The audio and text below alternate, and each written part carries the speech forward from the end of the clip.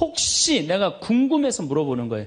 혹시 여기 계신 분들 중에 결혼할 때 정말로 남편 정말로 사랑해서 결혼하신 분들 혹시 계세요? 정말 궁금해서 물어보는 거예요. 궁금해서. 아, 있으세요? 자, 젊었을 때는 치마만 입고 그냥 브라우스만 입어도 그냥 남자가 그냥 가슴이 나 터질 것 같다고 너 보면 너무 행복해서. 그런데 결혼하고 애가 하나 나와갖고 옷을 벗고 왔다 갔다 하는데 남편이 이러는 거예요. 야, 춥고 안 보이잖아. 왜 왔다 갔다 해? 테레비 앞에서 빨리 비켜. 아니, 옷을 벗고 왔다 갔다 하는데도 테레비 안 보인다고 비키라고 그러면요, 이 호르몬은 딱 멈춘 거예요. 끝난 거야. 이건 끝난 거예요. 옥시토신이 나오는 부부들은요, 여보, 남편이 그런데요. 여보, 나 내일 산에 갈 거거든. 아침 점심은 내가 알아서 먹을 테니까 당신 애들도 없는데 걱정하지 말고 당신 푹 쉬었다가 나 저녁만 해줘. 이러면요, 이때부터는 남편을 부르는 용어가 달라져요. 님자를 붙여줘요. 우리 집 일식님은 한 끼밖에 안 드신다고. 얼마나 고마워하는지 몰라요. 그런데 남편이 밥을 한 끼도 안 먹는다, 집에서. 이건 너무 고마운 거예요. 여러분들, 그런데 이 남편이 밥 세 끼 차려달라는 것도 모자라서 간식을 내놓으라고 그러네. 그럼 뭐라 그래? 간나이. 간식 차려내란다고 그래. 그런데 간식을 종종 차려내라고 그러네. 그럼 뭐라 그래? 종간나이.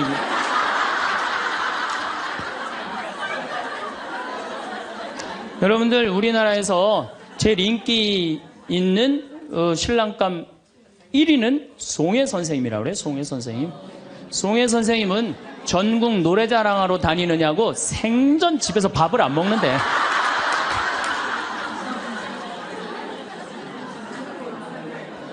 자, 여러분들, 사랑 없는 남편이랑 60이 넘어갔고 40년, 50년 한 집에서 산다.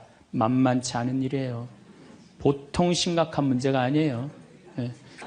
그러니까 이제 60 먹은 할머니랑 60 먹은 할아버지랑 부부싸움 하면은요, 할머니들 안 져요. 72% 할머니들이 나는 늙은 남편 모시는 거 지겹다고 생각을 하니까 신경질이 나는 거예요. 부부싸움 하면 절대 할머니도 안 져요. 아, 몸에 테스토스테론 흘러 넘치겠다. 애들 막 들었다 놨다 해갖고 팔뚝도 남편보다 더 굵겠다. 무서울 게 뭐 있어. 그래갖고 그냥 할아버지들하고 싸우는 거죠. 할아버지들이 할머니하고 싸워갖고 눈탱이가 밤탱이 돼갖고 이제 노인정에서 신세한탄 하는 거예요. 60 먹은 할아버지한테 물어봤어요. 형들이. 60, 70, 80, 90 먹은 할아버지들이 이제 네 할아버지가 할머니한테 맞아갖고 노인정에 앉아서 신세한탄 하는 거예요. 형들이 물어봤어요. 야, 너는 왜 아침부터 노인정에 이렇게 철양 맞게 이렇게 앉아있냐? 눈탱이가 밤탱이가 돼서. 그랬더니 60 먹은 할아버지 하시는 말씀이, 형들 말도 많아. 마누라 무서워서 도저히 한 집에서 못 살겠어. 왜? 그래서 아침에 국이 짜다고 투정을 좀 부렸더니 마누라 한다는 소리가, 짜면 짠 대로 먹지 뭐 이렇게 말이 많으냐고 두들겨 패갖고 눈탱이가 밤탱이 됐다는 거예요. 아니, 그러는 형은 왜 눈탱이 밤탱이 됐냐고 그러니까, 이놈은 마누라가 해만 뜨면 가방을 들고, 여러분 오늘 가방 들고 나왔죠? 해만 뜨면 가방을 들고 그냥 어딜 나가길래 나 밥 안 차려주고 어딜 그렇게 나가냐고 그러니, 내가 나가 돌아다니는데 당신 보태준 게 뭐 있느냐고 두들겨 패갖고 눈탱이 밤탱이 됐다는 거예요.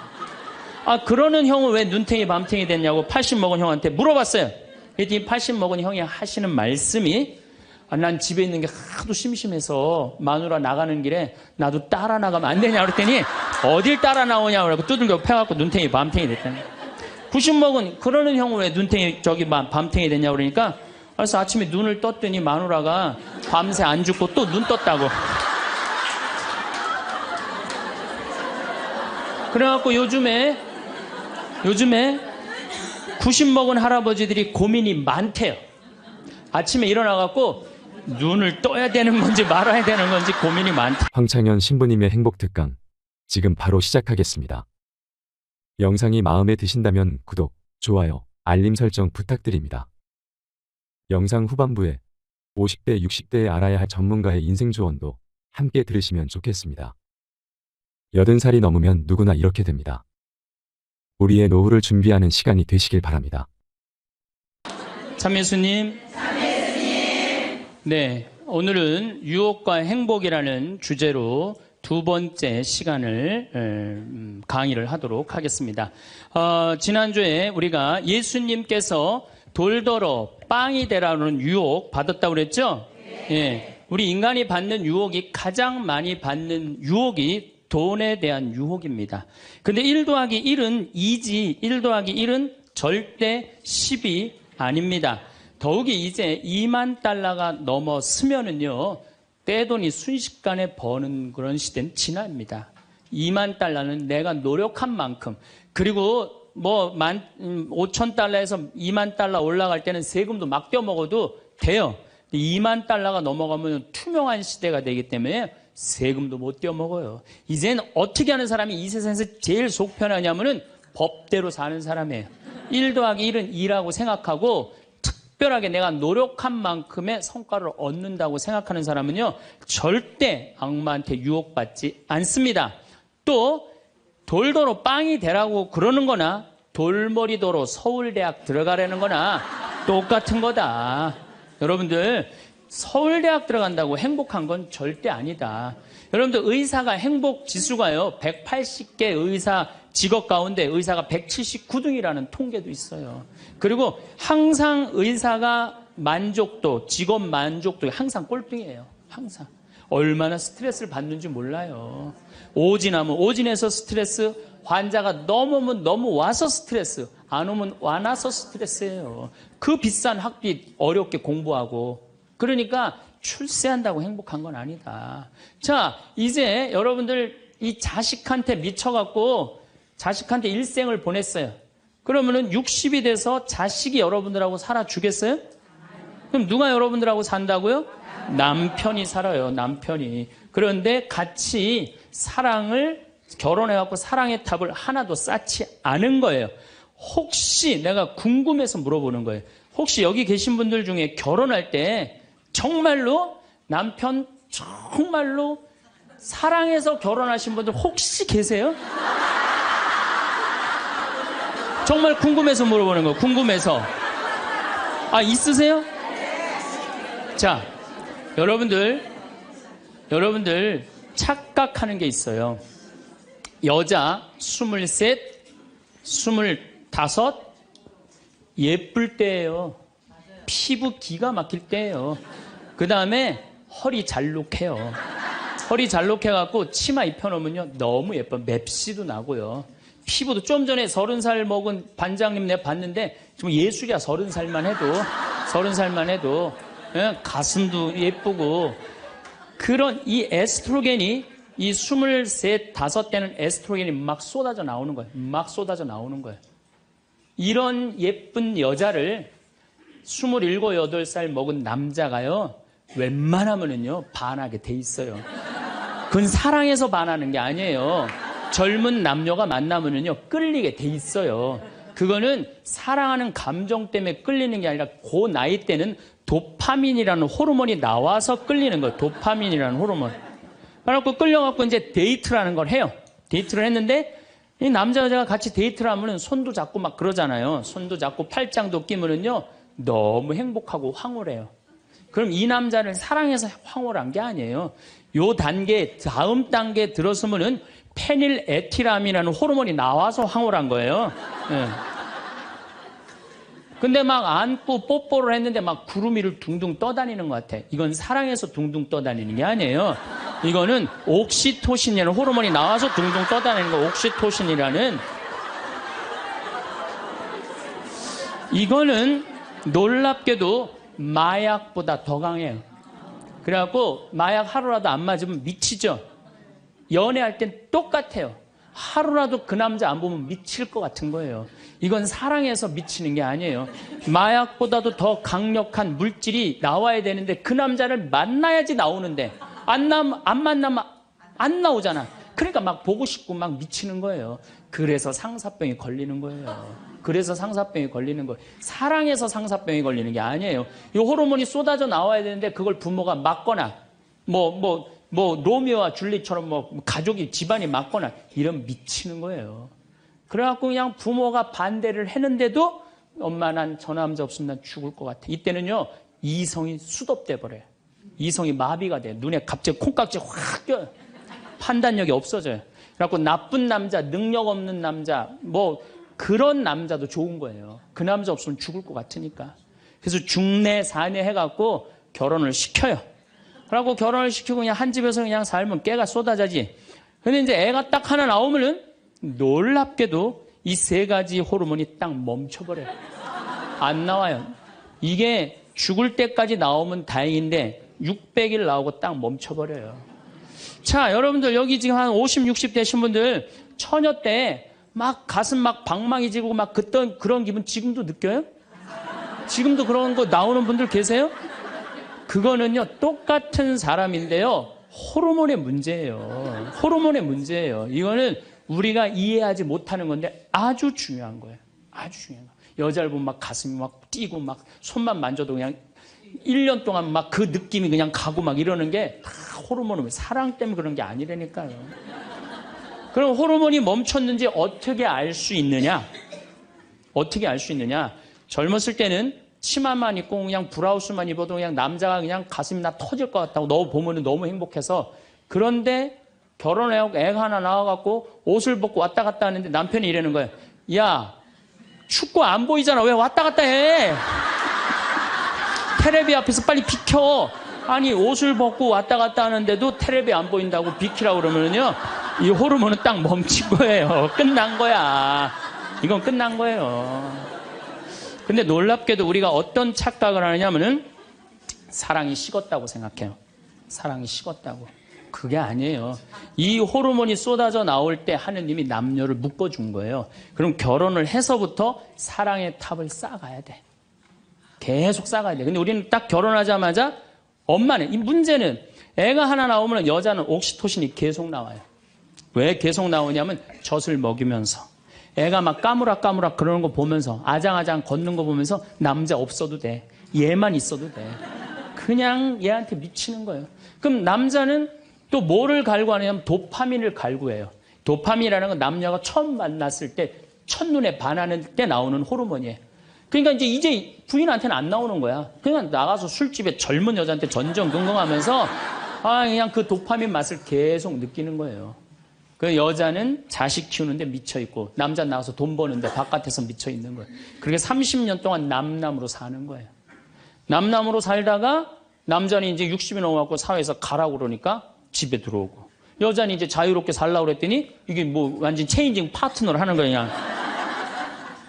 그래갖고 남편이 집에 들어왔고 사랑이 하나도 없는 사람, 사랑하는 사람 밥 세끼 차려주는 것도 힘든데 사랑하지도 않는 남자 밥 세끼 차려주는 거 좋아요, 나빠요?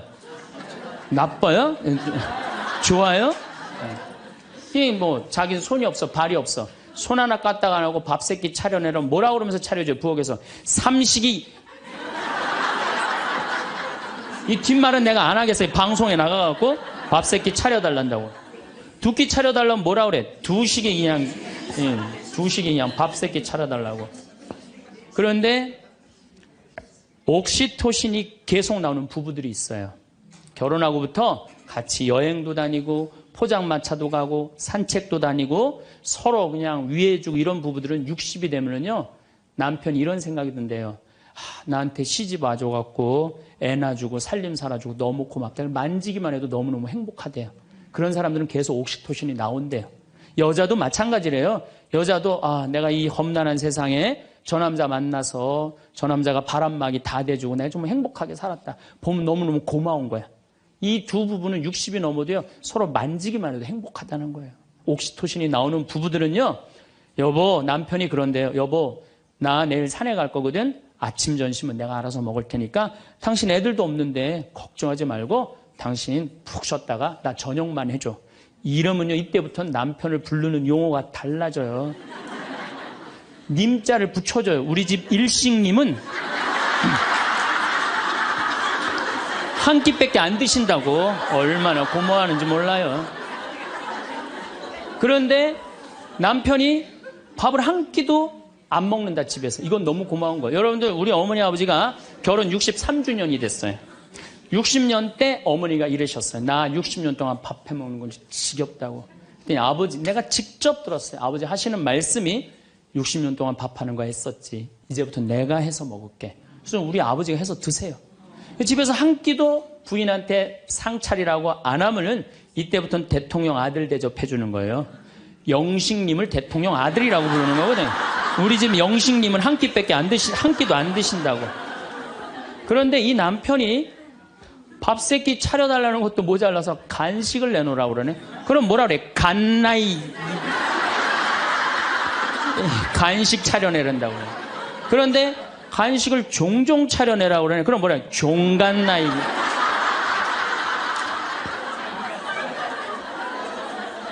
여러분들, 우리나라에서 제일 인기 있는 신랑감 1위는 송혜 선생님이라고 그래요. 송혜 선생님.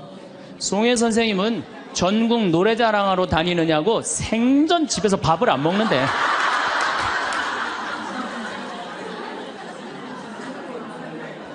자, 여러분들, 사랑 없는 남편이랑 60이 넘어갔고 40년, 50년 한 집에서 산다. 만만치 않은 일이에요. 보통 심각한 문제가 아니에요. 예. 그런데 우리는 60이 넘어서도 누구한테 미쳐 있느냐면 아직도 정신 못 차려. 자식한테 미쳐 있어요. 일본은 60이 넘어서 자식들 생활비 대주는 비율이 8%예요. 홍콩은 60이 넘어서 자식들 생활비 대주는 게 11%예요. 우리나라는 60이 넘어서 자식들 생활비 대주는 비율이 83%예요. 자식한테 미쳐 있는 거예요. 원숭이가 바나나를 못 나서 자기 목숨을 잃어버리듯이 대한민국 60대 할머니, 할아버지들은, 특히 할머니들은 누굴 못 낳아? 자식을 못 낳아서 본인의 인생을 다 망치는 거예요. 나머지 50년, 60년 인생을 다 망치는 거예요. 남편도 없고 자기도 없는 거예요. 그러니까 우리나라 노인 자살률이 세계에서 1위입니다. 1위인데 65세 이상 10만 명당 미국은 10명이 자살을 해요. 일본은 35명이 자살을 해요. 근데 우리나라는 72명이 자살을 해요.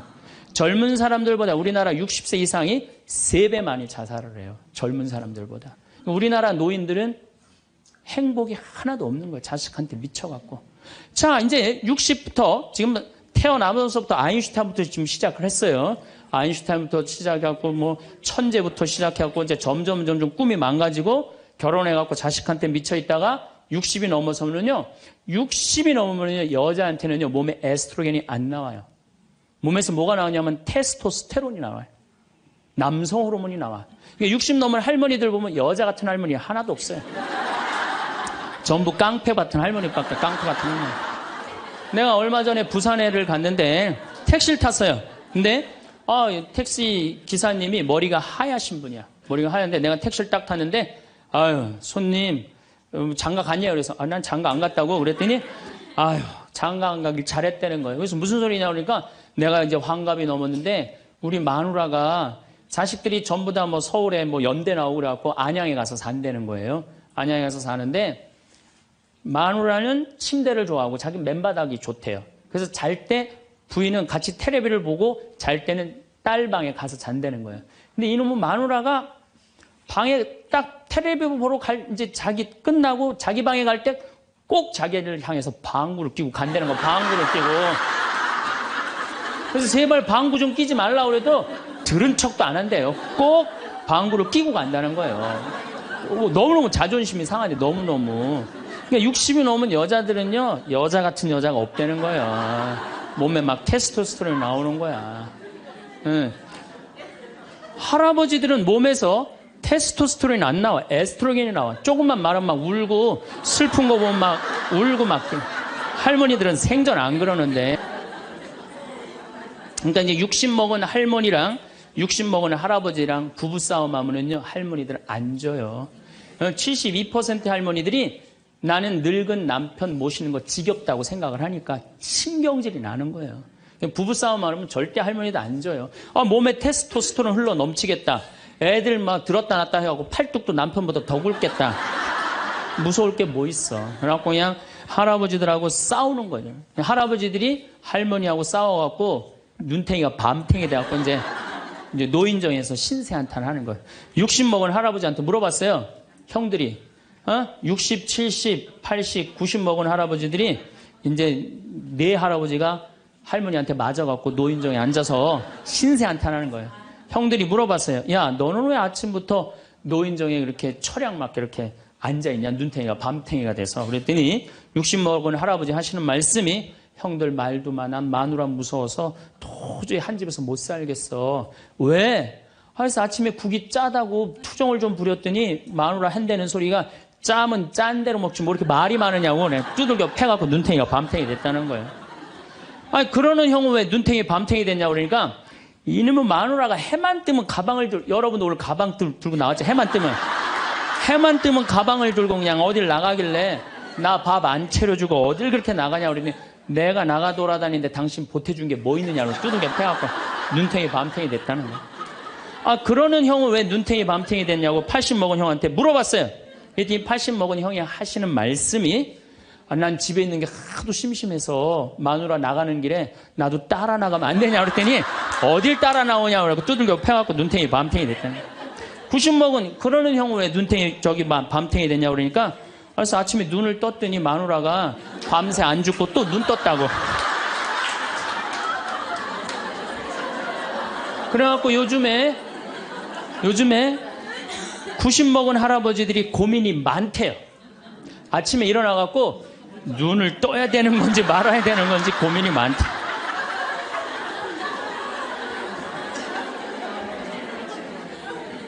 근데 문제는 여러분들은 자식들하고 살지 않습니다. 여러분들은 남편하고 삽니다. 그러면 제일 중요한 관계가 부부예요, 부부. 근데 우리는 세상에 돈 욕심, 자식 욕심 피느냐고 정말 중요한 걸 잊어먹고 사는 거예요. 정말 중요한 것. 부부간의 사랑을 잊어먹고 사는 거예요. 사람이 예수님이 이 악마가 돌도로 빵이 되라고 하니까 예수님이 기가 막힌 얘기를 해요. 사람은 빵만으로 사는 것이 아니라 하느님의 말씀으로 사느니라. 말씀이 없는 사람은요, 이 세상을 행복하게 살 수가 없어요. 마음 안에 진리가 없는 사람은요, 이 세상을 행복하게 살 수가 없어요. 여러분들 이 멀리까지 인천에서 서울에서 수원에서 여기 오신 이유는 말씀 들으려고 오신 거 아니에요? 그렇죠? 그럼 뭔가 답을 알고 살아가는 거, 뭔가 답을 알고. 돈 많은 부잣집 아들 자살했어요. 돈 많은 부잣집 딸 자살했어요. 우리나라에서 제일 잘 산다는 사람들. 그 말씀이 없어서요, 말씀이. 자살하는 사람들 얼마나 많아요, 돈 많은 사람들이.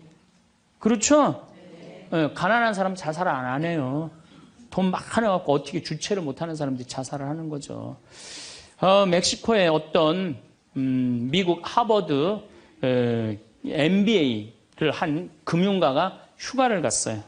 조그만 해안가 휴가를 갔는데 어부가 난 물고기 잡으러 나가겠다고 그 집에서 쉬었는데 물고기를 잡으러 나갔는데 2시간 만에 들어온 거야.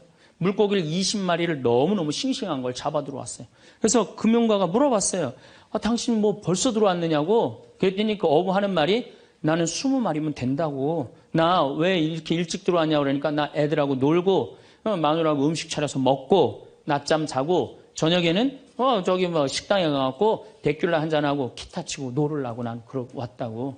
그랬더니 이 MBA 한 금융가가 그 어부를 한심하게 쳐다보면서 이렇게 말을 합니다. 당신 왜 그러고 사냐?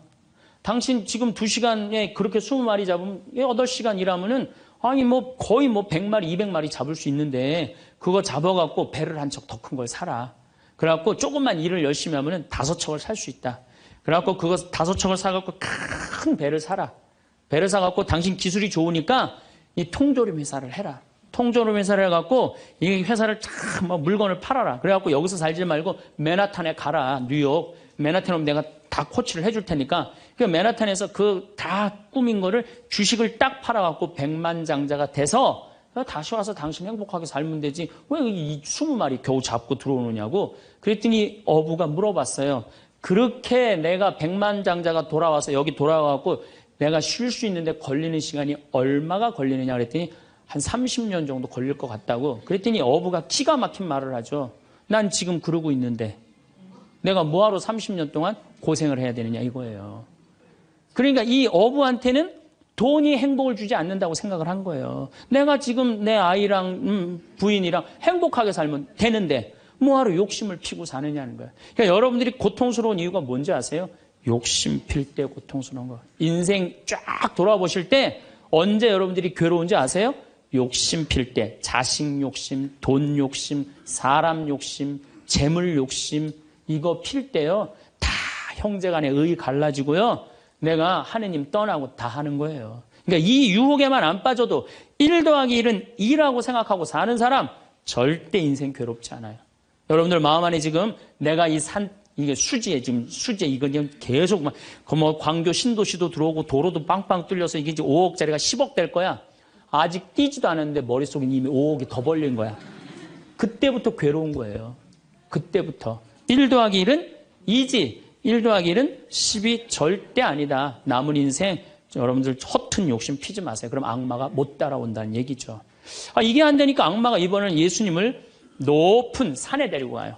이스라엘에 가보면은 40일 단식하시고 난 다음에 높은 산이라고 그러는 건 예리고가 내려다 보이는 산이에요. 예리고가요 6,000년 된 도시예요. 사막인데 그냥 막 물이 펑펑펑펑 솟아나와요. 그래갖고 그냥 사람이 정말로 살기 좋은 데예요. 그 예리고라는 도시를 보여주면서 당신이 나한테 절을 한다면 내가 당신한테 권세와 영광을 주겠다고 그래. 근데 우리가 놀랍게도 돈 욕심보다 더 무서운 욕심이 뭐냐면 권세와 영광이에요. 여러분들 여기 지금 권세와 영광 여러분들 피세요 안 피세요? 여기 있는 분들. 돈 없는 사람도요 자존심 상하면 기분 나빠요. 그렇죠? 여러분들 부부 사이에서도 권세와 영광 필 것 같아 안 필 것 같아요? 당신 나 만났으면 쪽박 찼어. 당신 같은 사람 세상에서 살지도 못해. 나 만났으니까 이러고 사는 거야. 이러면서 부부 사이에도 누가 잘났다고 해? 내가 잘났다고 권세와 영광 드러내요. 이게요. 돈 없는 사람도 받는 유혹이 권세와 영광이에요. 이거 국회의원 대통령만 받는 게 아니에요. 이거 제일 많이 받는 사람이 우리 신부들이에요. 신부들. 나는 28에 신부가 됐어요. 아니 학생이다가 갑자기 신부가 됐는데 학교 다니다가 갑자기 신부된 거 아니에요. 7년 동안 신학교 하다가 맨날 학교에서 그냥 교수님한테 이 눈치 저 눈치 보다가 본당 신부 하다가 딱 신부 됐는데요. 교우들이요. 얼마나 사랑하고 존경하는 건지 1살서부터 100살까지 다 좋아하는 거예요.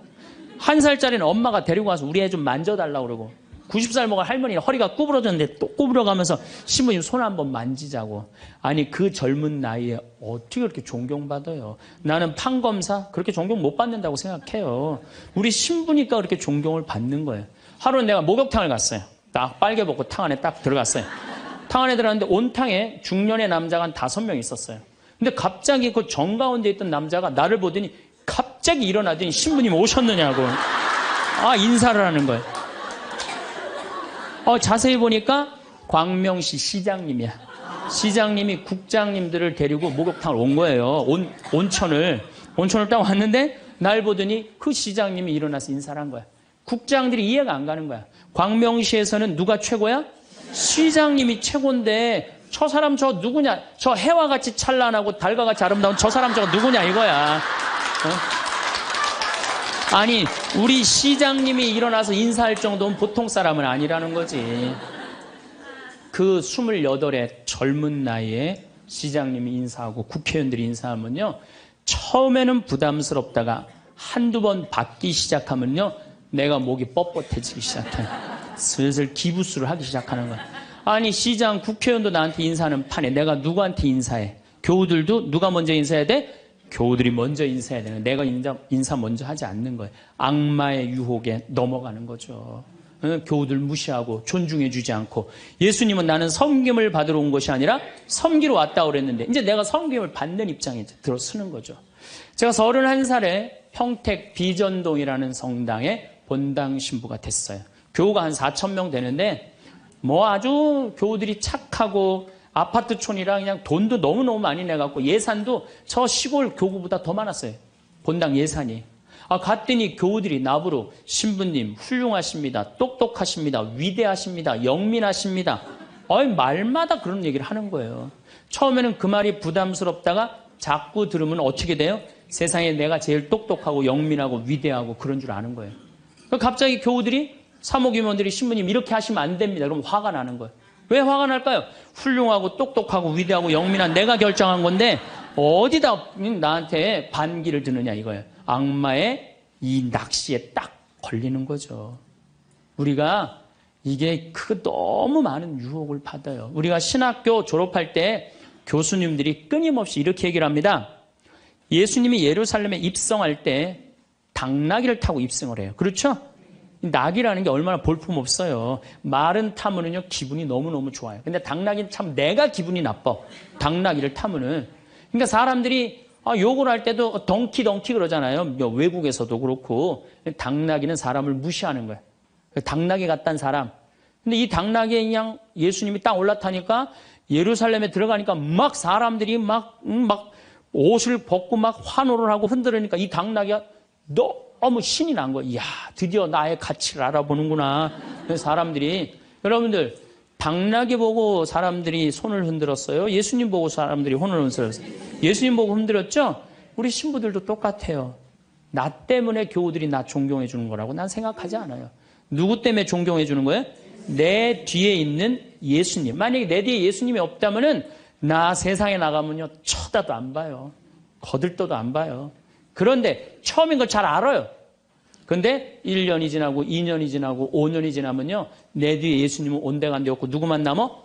나만 남는 거예요. 악마가 나한테 절을 하면 권세와 영광을 주겠다는 거 똑같은 거죠. 제가 작년에 뉴욕 퀸즈라는 분당에 강의를 갔어요. 강의를 갔는데 교우들이 진짜 많이 왔어요. 지하에서 1층으로 올라오는 엘리베이터가 10명이 타는데 20명이 타고 엘리베이터가 꼈어요. 하고 911이 와서 막 전화해갖고 911이 엘리베이터에 있는 사람들 다 꺼냈어요. 그럼 하여튼 난리가 났어요.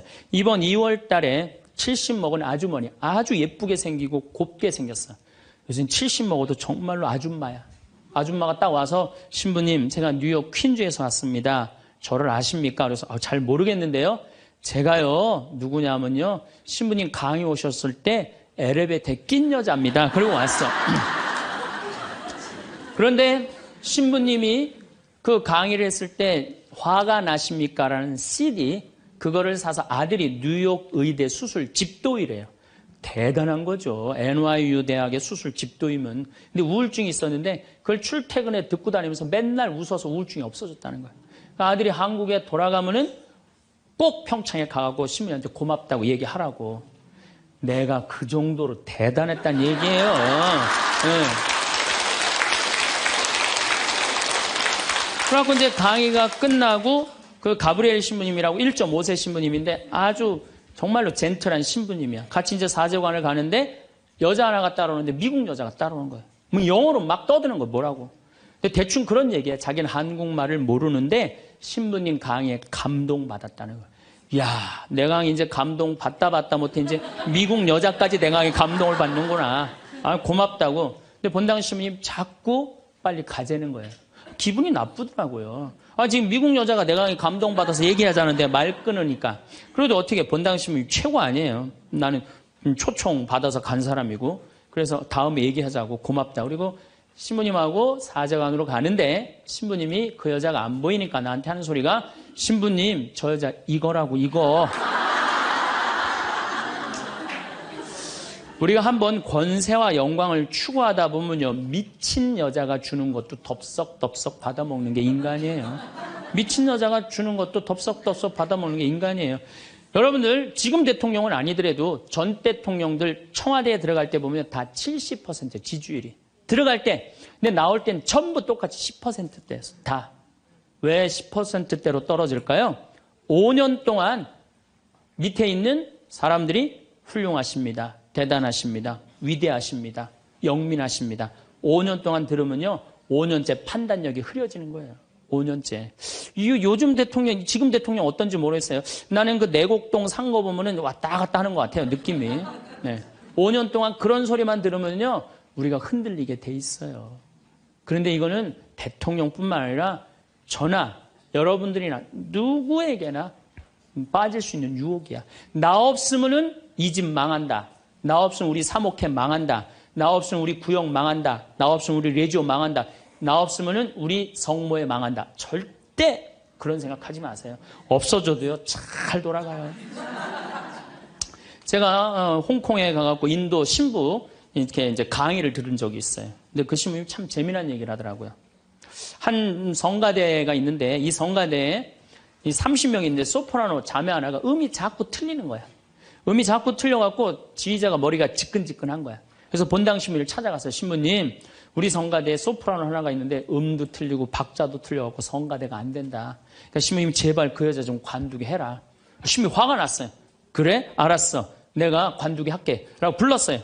당신 때문에 30명 성가대가 안 된대잖아. 당신 좀 성가대 좀 관둬라. 30명을 위해서. 그랬더니 이 소프라노 단원이 한 말이 있어요. 좋다.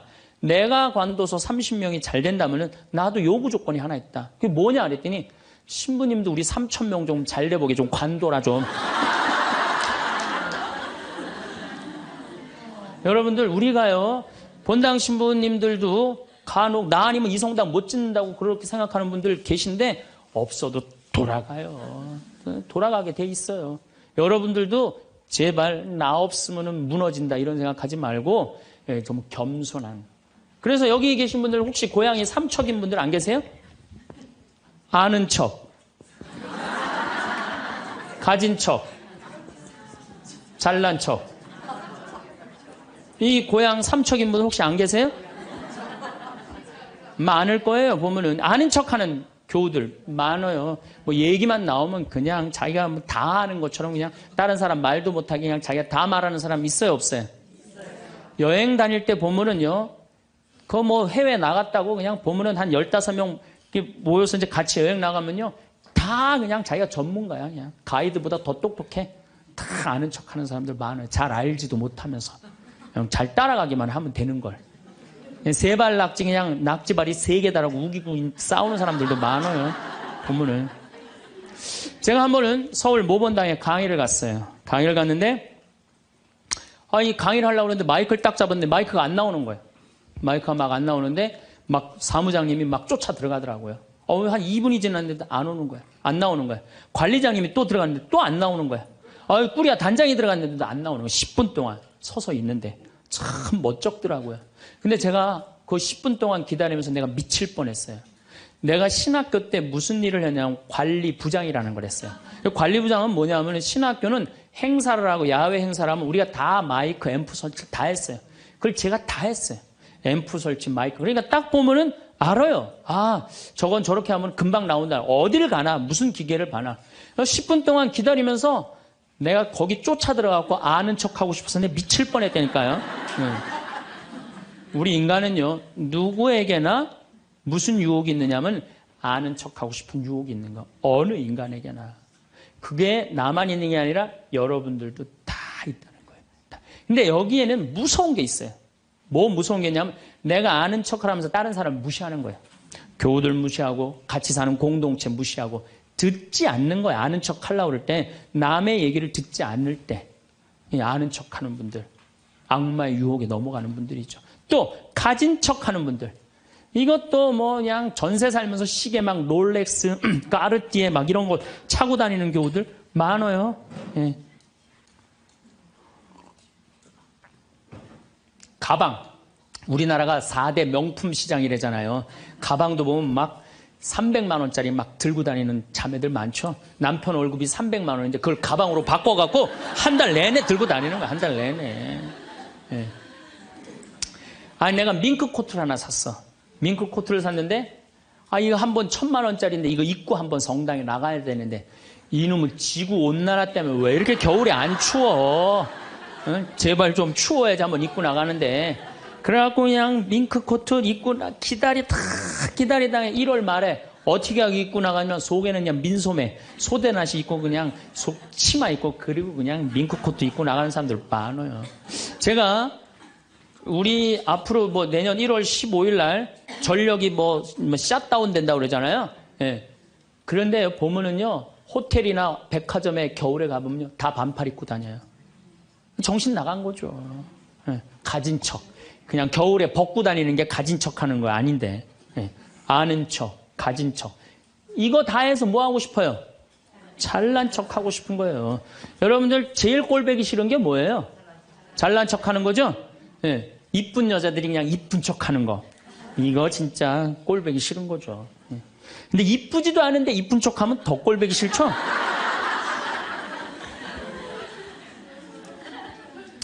저도 이 잘난 척 하는데 만만치 않아요. 저도 만만치 않아요.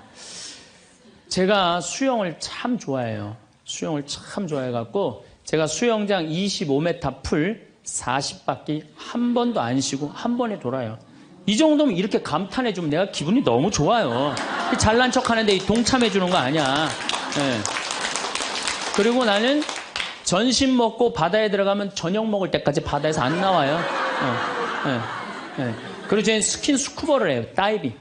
다이빙을 해갖고 아주 다이빙을 좋아해요. 그래갖고 뭐 동해바다, 제주도, 뭐 문섬, 새끼섬, 서귀포 앞바다에 있는 거, 포항에 또 뭐 다이빙, 그 다음에 무슨 뭐 저 괌, 파푸아 뉴기니 뭐 그 비행기 추락한 거 다이빙, 배 난파된 거 다이빙, 얼마나 다이빙을 좋아하는지 몰라요. 그리고 내가 또 우리 신부들하고 한번 그 동해바다에 놀러를 갔는데 늦 여름이에요. 이제 속초에 이제 갔는데 사람들도 별로 많지도 않았어. 근데 막 한 젊은 애가 한 100kg가 되는 애가 튜브를 하고 막 자꾸 바닷속으로 들어가더라고. 여자친구가 빨리 나오라고. 근데 얘는 뭐 와라 막 그러는데 설악산에서 바람이 불어갖고 튜브가 뒤집어진 거야. 그리고 얘가 난 수영할 줄 알았는데 쑥 들어가더라고요. 그래서 나오디 막 살려달라고 그러더라고. 또 쑥 들어가는데 또 아무도 안 가더라고. 그래도 뭐 어떻게 해. 신부인데. 그래갖고 그냥 내가 막 쫓아 들어갔어요. 그랬더니 뭐 또 여기서 야 튜브 갖고 들어가. 걱정하지 마. 그래갖고 가보니까 너무 살이 찐 거예요. 그래갖고 그냥 다시 그냥 나와갖고 튜브를 다시 갖고 들어가갖고 목을 걸어갖고 끌고 나와갖고 물을 얼마나 얘가 토해냈는지 그 여자친구가 내가 너 때문에 못 쓴다고 막 때리고 그러는데 야 내가 죽은 사람도 내가 건져냈는데 술만 먹으면 이제 교우들한테 자랑을 하는 거예요. 내가 이런 사람이라고. 응. 근데 여자 하나가 신부님 훌륭하십니다. 대단하십니다. 여러분들처럼. 그럼 내가 얼마나 기분이 좋아요. 나는 수영장 25m 풀 40밖에 한 번도 안 쉰다니까 그 여자 한다는 소리가 자기는 25m 풀 100밖에 한 번도 안 쉰다는 거야. 아니 그럴 때 교우가 신부가 그렇게 말하면은 아우 신부님 대단하십니다. 그럼 얼마나 좋아요. 자기도 이제 잘난 척 하고 싶은 거지. 머리채를 다 확 젖뜯고 싶더라고요. 내가 또 질 수 있어? 아니, 나는 내가 신학교 때 단축 마라톤 내가 12km 토요일마다 맨날 뛰었다니까 자기는 42.195km 10번 완주패가 있다는 거예요. 우리가 한번 잘난 척 하기 시작하면 어떤 현상이 일어나느냐 하면은 내가 아는 유명한 사람, 내가 아는 유명한 정치인, 별 얘기를 다 해요. 다 끄집어내. 내 것도 아닌데. 지기 싫은 거지. 네. 그래갖고 이 잘난 척이 악마의 유혹에 넘어가는 거예요.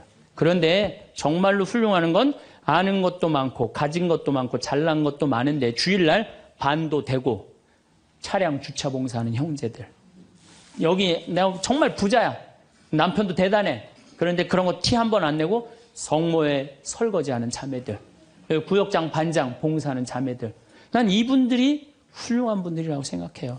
예수님은 나는 섬김을 받으러 온 것이 아니라 섬기러 왔다고 그러죠. 근데 우리는 이상하게 이 잘난 걸 하면서 정말로 창피를 많이 당해요. 어떤 대령이 대령 진급을 한 거야. 3개, 밥풀떼기 3개, 무궁화 3개를 딱 하고 너무 기분이 좋은 거야. 누구한테 자랑을 하고 싶은 거야. 중령에서 대령으로. 근데 딱 이제 하는데 딱 이병이 딱 들어오니 딱 인사를 하니까 자랑을 하고 싶은 이병한테 뭐 자랑할 게 뭐 있어요. 그래갖고 전화를 딱 잡아갖고 잠깐만 기다리라고 내가 좀 중요한 전화가 있다고. 장군님, 무슨 김 장군님하고 뭐 같이 우리 셋이 장군님 2분하고 식사할까요? 그리고 기분 좋게 딱 전화를 끊었어. 그래갖고 대령이 물어봤어. 자네 무슨 일 때문에 왔는가? 전화선 연결하려고 왔는데요. 그러면 여러분들 우리가 그럴 때가 많아요. 사실은 예, 정말 어처구니 없는 잘난 척을 해서 빠지는 늪이죠. 늪. 우리는 그런 늪에 빠지면 안 되지 않는가. 그랬더니 예수님이 한 분이신 하느님만을 경배하여. 정말 어쩜 말씀마다 이렇게 맞는 말씀만 하세요. 사람이 빵만으로 사는 것이 아니라 뭘로 산다고요? 하느님의 말씀으로 사느니라. 여러분들 이 말씀이라는 게요. 내가 이제 지금 60대신 분들 지금부터 공부를 하면은요, 그 깨달음의 깊이는 말할 수 없이 깊대요. 지금부터 막 진리를 탐구하고 막 깨달음의 그런 세상 속으로 나가고 기도 열심히 하면은요, 여러분들은 말할 수 없는 깊은 세계에 빠져들 수 있다는 거예요. 예수님 말씀으로 사느니라, 이 말씀 맞는 얘기예요. 돌더러 빵이 되라고 그러는 거. 나한테 절을 하면 뭘 준다고? 권세와 영광을 준다고 그러니까 뭐라 그래? 한 분이신 하느님만을 경배하라. 여러분들 성당에 나와갖고요, 하느님 경배 안 하고 자기 경배하라고 그러는 분들 많아요. 제가 좀 죄송한 얘기지만은 본당 뭐 전국 우리나라 본당 얼마나 많이 강의를 다니겠어요. 1년에 300회를 강의를 다니니까. 근데 가보면은 정말로 당황스러운 사목회장님들이 있어요. 어떤 사목회장님들이 있느냐면 꼭 본당 신부 옆에 꼭 차를 세워놔. 근데 그 사목회장님 참 벤치야. 근데 본당 신부 참 보면 무슨 아반떼 뭐 이런 거 시골 같은 데 가보면은 나는 정말로 좀 그렇더라고요. 아니 벤츠를 좀 총회장이면은 벤츠를 세워줄 때면 신부님은 그랜저는 사주고 벤츠를 세워줄 거 아니야. 나 총회장이고 벤츠 있다 이거야. 근데 더 기가 막힌 거는 어떤 경우냐면 그 사목회장님 이런 말하는 분들 많이 있어요. 내가 이 성당 졌다고. 이런 분들 많아요. 그게 이제 완전히 아무것도 안 보이는 거지. 예, 자기가 누군지 모르는 거죠. 이런 유혹에 빠지는 분들 참 많아요. 성당 여러분들 뭐하러 나오는 거야? 하느님 경배하려고 나오는 거예요. 하느님 섬기려고 나오는 거지 나 잘난 척하려고 나 아는 척하려고 성당 나오는 거 아니라는 거죠. 그래서 이 유혹에 여러분들 빠지시면은 절대 안 된다. 자, 그랬더니 악마가 이번에는 예수님 어디로 악마가 데리고 가느냐면 예루살렘 성전 꼭대기에 데리고 올라와요. 당신이 하느님의 아들이거든 뛰어내려 보시오. 하느님의 아들이거든 뛰어내려. 시험하는 거, 시험. 그런데 놀랍게도 돈에 대한 유혹보다 권세와 영광에 대한 유혹보다 더 많이 받는 유혹이 신앙의 시험이에요. 신앙의 시험. 여러분들은 유혹에 빠지세요, 안 빠지세요? 많이 빠져요. 하느님이 계실까? 안 계실까? 이거 의심하는 사람들 많아요. 여기 있는 분들 난 의심 한 번도 안 했다. 그거는 있을 수 없는 일이에요. 의심 안 할 수가 없어요. 우리 인간은. 성인들도 마지막까지 악마들이 유혹을 한다는 거죠. 성인들도. 우리나라 한국 천주교 교우들이 505만 명이에요. 505만 명인데 어때? 주일날 미사 참여 125만 명밖에 안 나와요. 그럼 380만 명은 뭐야? 유혹에 빠진 거예요. 유혹에 빠져갖고 성당에 안 나오는 거예요. 여러분들도 집안에 유혹에 빠져서 성당 안 나오는 사람도 있어요, 없어요? 있어요. 이 유혹에 안 빠지려면 우리는 항상 깨어서 기도해야 돼. 항상 깨어서. 악마가 뭐라고 유혹하죠? 주일날. 새벽 미사를 이제 가야 돼. 일이 많아갖고. 그러니까 그냥 새벽에 또 무지하게 추워. 악마가 속삭여. 야, 이렇게 추운데 너 일주일 동안 고생했는데 잠이라도 푹 자야 될 거 아니냐. 그래갖고 그냥, 아이, 그래. 대미사 가자. 미사는 대미사가 최고야. 악마가 또 꼬셔요. 그래. 대미사 가자. 그래갖고 이제 아침에 한 10시쯤 하려고 그랬는데 악마가 그래. 너 지금 결혼식에 가야 되는데 그렇게 급하게 왔다 갔다 하면 미사 하는 것 같지도 않아. 저녁 미사 가. 그래? 그럼 저녁 미사 내가 가야지. 결혼식 갔다 와갖고 저녁 미사 가려고 그랬더니 악마가 하는 말이 이번 주 깔끔하게 제끼고 다음 주부터 열심히 나가자. 거기에 이제 한 번 빠지고 두 번 빠지고 그러면은 어떻게 돼요? 아예 성당에 가기 싫은 거예요. 그래서 우리가 악마는요, 예수님이 뭐 내가 다음 시간에 말씀드리겠지만은 한 분이신 하느님을 시험하지 말아라. 그랬는데 뭐라고 그러고 떠났냐면 다음 기회를 엿보고 떠나. 다음 기회를 엿보고. 항상 악마는 여러분들 속에서 있으면서 저나 여러분들한테 유혹을 하는 거예요. 이 악마의 유혹에 빠지지만 않는다면 우리가 행복한 거죠. 자, 그래서 이 다음 얘기는 다음 주에 또 이어서 하도록 하겠습니다. 감사합니다. 여러분은 나이가 들어도 몸 관리만 잘하면 건강한 노후를 맞이할 수 있다고 생각하시나요? 60대, 70대까지 해도 그렇게 생각하고 자신의 몸을 돌보지 않았지만 80세가 되면 누구나 이렇게 된다고 합니다. 나이 80이 넘어가면 이제는 운동을 해도 소용없고 몸에 좋다는 보약을 챙겨 먹어도 전부 다 부질없다는 걸 알게 되는 것입니다. 80세의 노인이 말합니다. 60대가 되어서 늦어도 70대에서라도 이것을 알았더라면, 그래서 내가 지금에서야 깨달은 것을 조금만 더 일찍 알았다면 이렇게 살지는 않았을 것이요. 내가 당신이라면 조금만 더 젊었더라면 더 늦기 전에 이것부터 할 것이요. 라고 말이죠. 요즘 시대는 바야흐로 100세 시대. 시대가 빠르게 변하고 있습니다. 젊은 시절은 변함이 없는데 노후만 길어졌습니다. 물론 100세 시대라고 해서 누구나 100세까지 사는 것은 아닙니다. 현재 우리나라의 노인 평균 수명은 80세 초반에서 중반을 웃돌고 있는데 문제는 80세가 넘어가면서부터 급격한 변화가 몰려온다는 것입니다. 80세는 잦은 컨디션 난조에 팔에 힘이 빠져 물건조차 들지 못하며 심지어 리모컨조차 어디에 두었는지 기억나지 않습니다. 그리고 배우자나 가까운 사람의 죽음으로 하루아침에 고독과 절망에 사로잡히는 등 순식간에 생로병사의 거대한 벽이 거친 파도처럼 덮쳐올 것입니다. 그래서 뒤늦게 후회를 해보지만 80세부터의 우리 몸은 관리를 해도 좀처럼 회복이 되지 않습니다. 그래서 80세 이전의 몸 관리와 마음 관리는 너무나도 중요하지만 우리는 이 중요성에 대해 잘 알지 못합니다. 하지만 60대, 늦어도 70대부터 관리를 못하면 노년의 생활은 말 그대로 지옥이 될 수도 있습니다. 그렇다면 노년에 대해 아무런 대비가 되어 있지 않은 우리는 다가오는 우리의 80세 이후의 삶을 위해 무엇을 해야 할까요? 제가 모시고 살라니까 이제 고집 좀 그만 피워요. 일 없다. 늙음하게 내가 무슨 호강을 한다고. 아니 대체 혼자 왜 이러고 사시는 거예요? 올해 나이가 105세이신 김씨 할머니의 자식들은 속이 탑니다. 몇 년 전 아버지가 세상을 떠나고 홀로 남은 어머니가 너무 걱정입니다. 그래서 어머니를 모시고 살려고 집까지 새로 구했지만 어머니는 굳이 혼자 살겠다고 하십니다. 매 끼니마다 밥도 안 먹고 돼지고기만 먹고 그리고 건강에도 안 좋은 커피는 왜 이렇게 많이 마셔요? 그러다 진짜 큰일 나요. 그리고 할머니의 식습관도 문제입니다. 할머니는 매일매일 국도 밥도 없이 돼지고기 목살에 파랑 된장을 넣어서 푹 삶아서 소금에 찍어 드십니다. 그리고 식후엔 설탕 2스푼 넣은 믹스커피를 즐기시는데 한두 잔이야 그럴 수 있다 쳐도 이걸 하루에 10잔을 넘게 드십니다. 그러니 자식들이 걱정이 안 될 수가 없지요. 그런데 재미있는 건 할머니가 누구보다 건강하다는 사실이었습니다. 심지어 할머니보다 나이가 25살 어린 80세 딸보다 건강했습니다. 정작 엄마가 걱정이 되어 잔소리하는 딸은 여기저기 몸이 안 좋아서 절뚝이고 다녔지만 할머니는 딱히 아픈 곳도 없고 활기가 넘치십니다. 그리고 요즘 할머니는 젊었을 때 못했던 한글 공부를 하십니다. 물론 혼자 독학으로 하셔서 글자가 삐뚤빼뚤이지만 그래도 자신이 좋아하는 노래가락 적고 그때그때 떠오르는 말을 메모해 놓습니다. 세상에 올 때 내 맘대로 온 건 아니지만 이 가슴에 꿈도 많았지. 이런 글로 시작하는 일기를 적기도 하십니다. 그렇게 한글 공부가 끝나면 할머니는 또 부지런히 외출을 하십니다.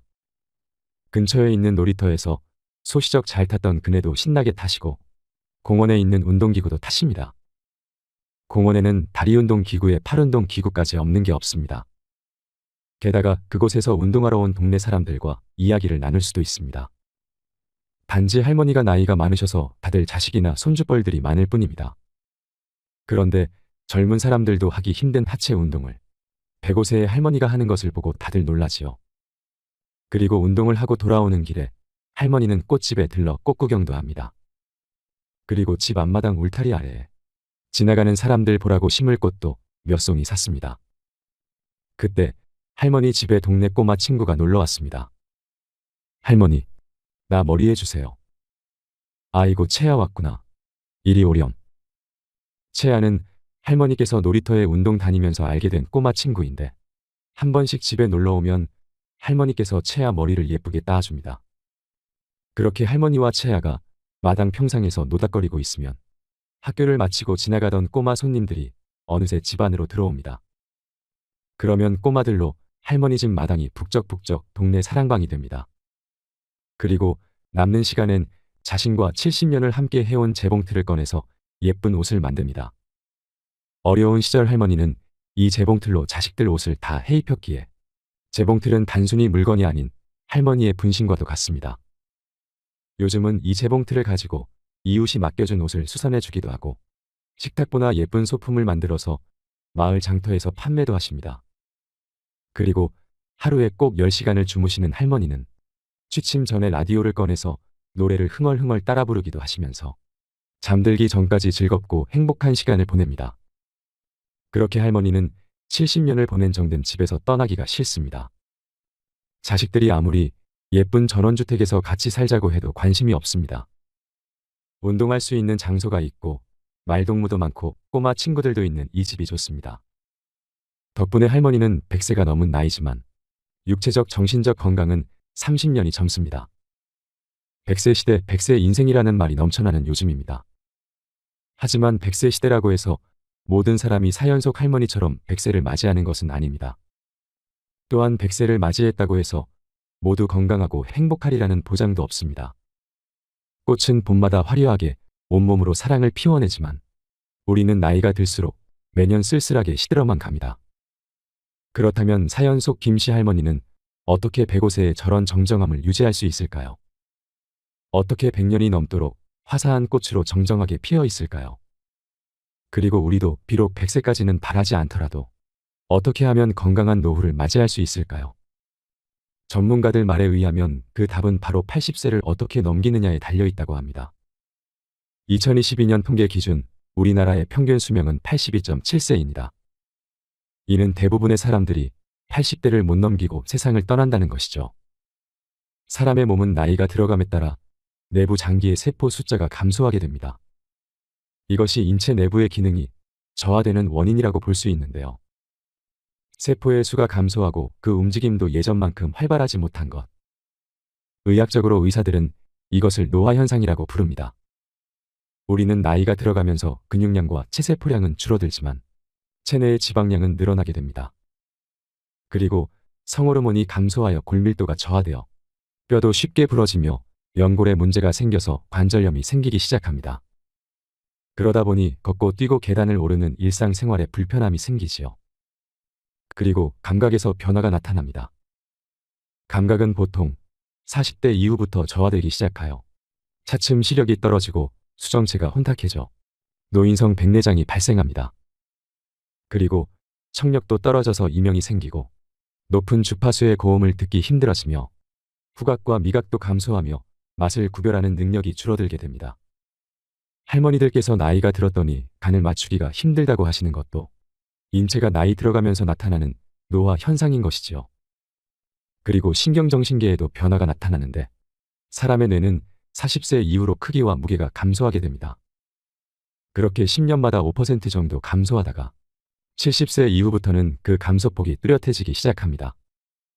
그래서 80세에는 전체적인 신체 기능이 급격하게 떨어지게 되는데 그 폭이 중년에 비해서 적게는 30%, 많게는 40% 육박한다는 것입니다. 그런데 문제는 세포 재생력, 즉 신체 회복력도 같이 떨어진다는 것인데요.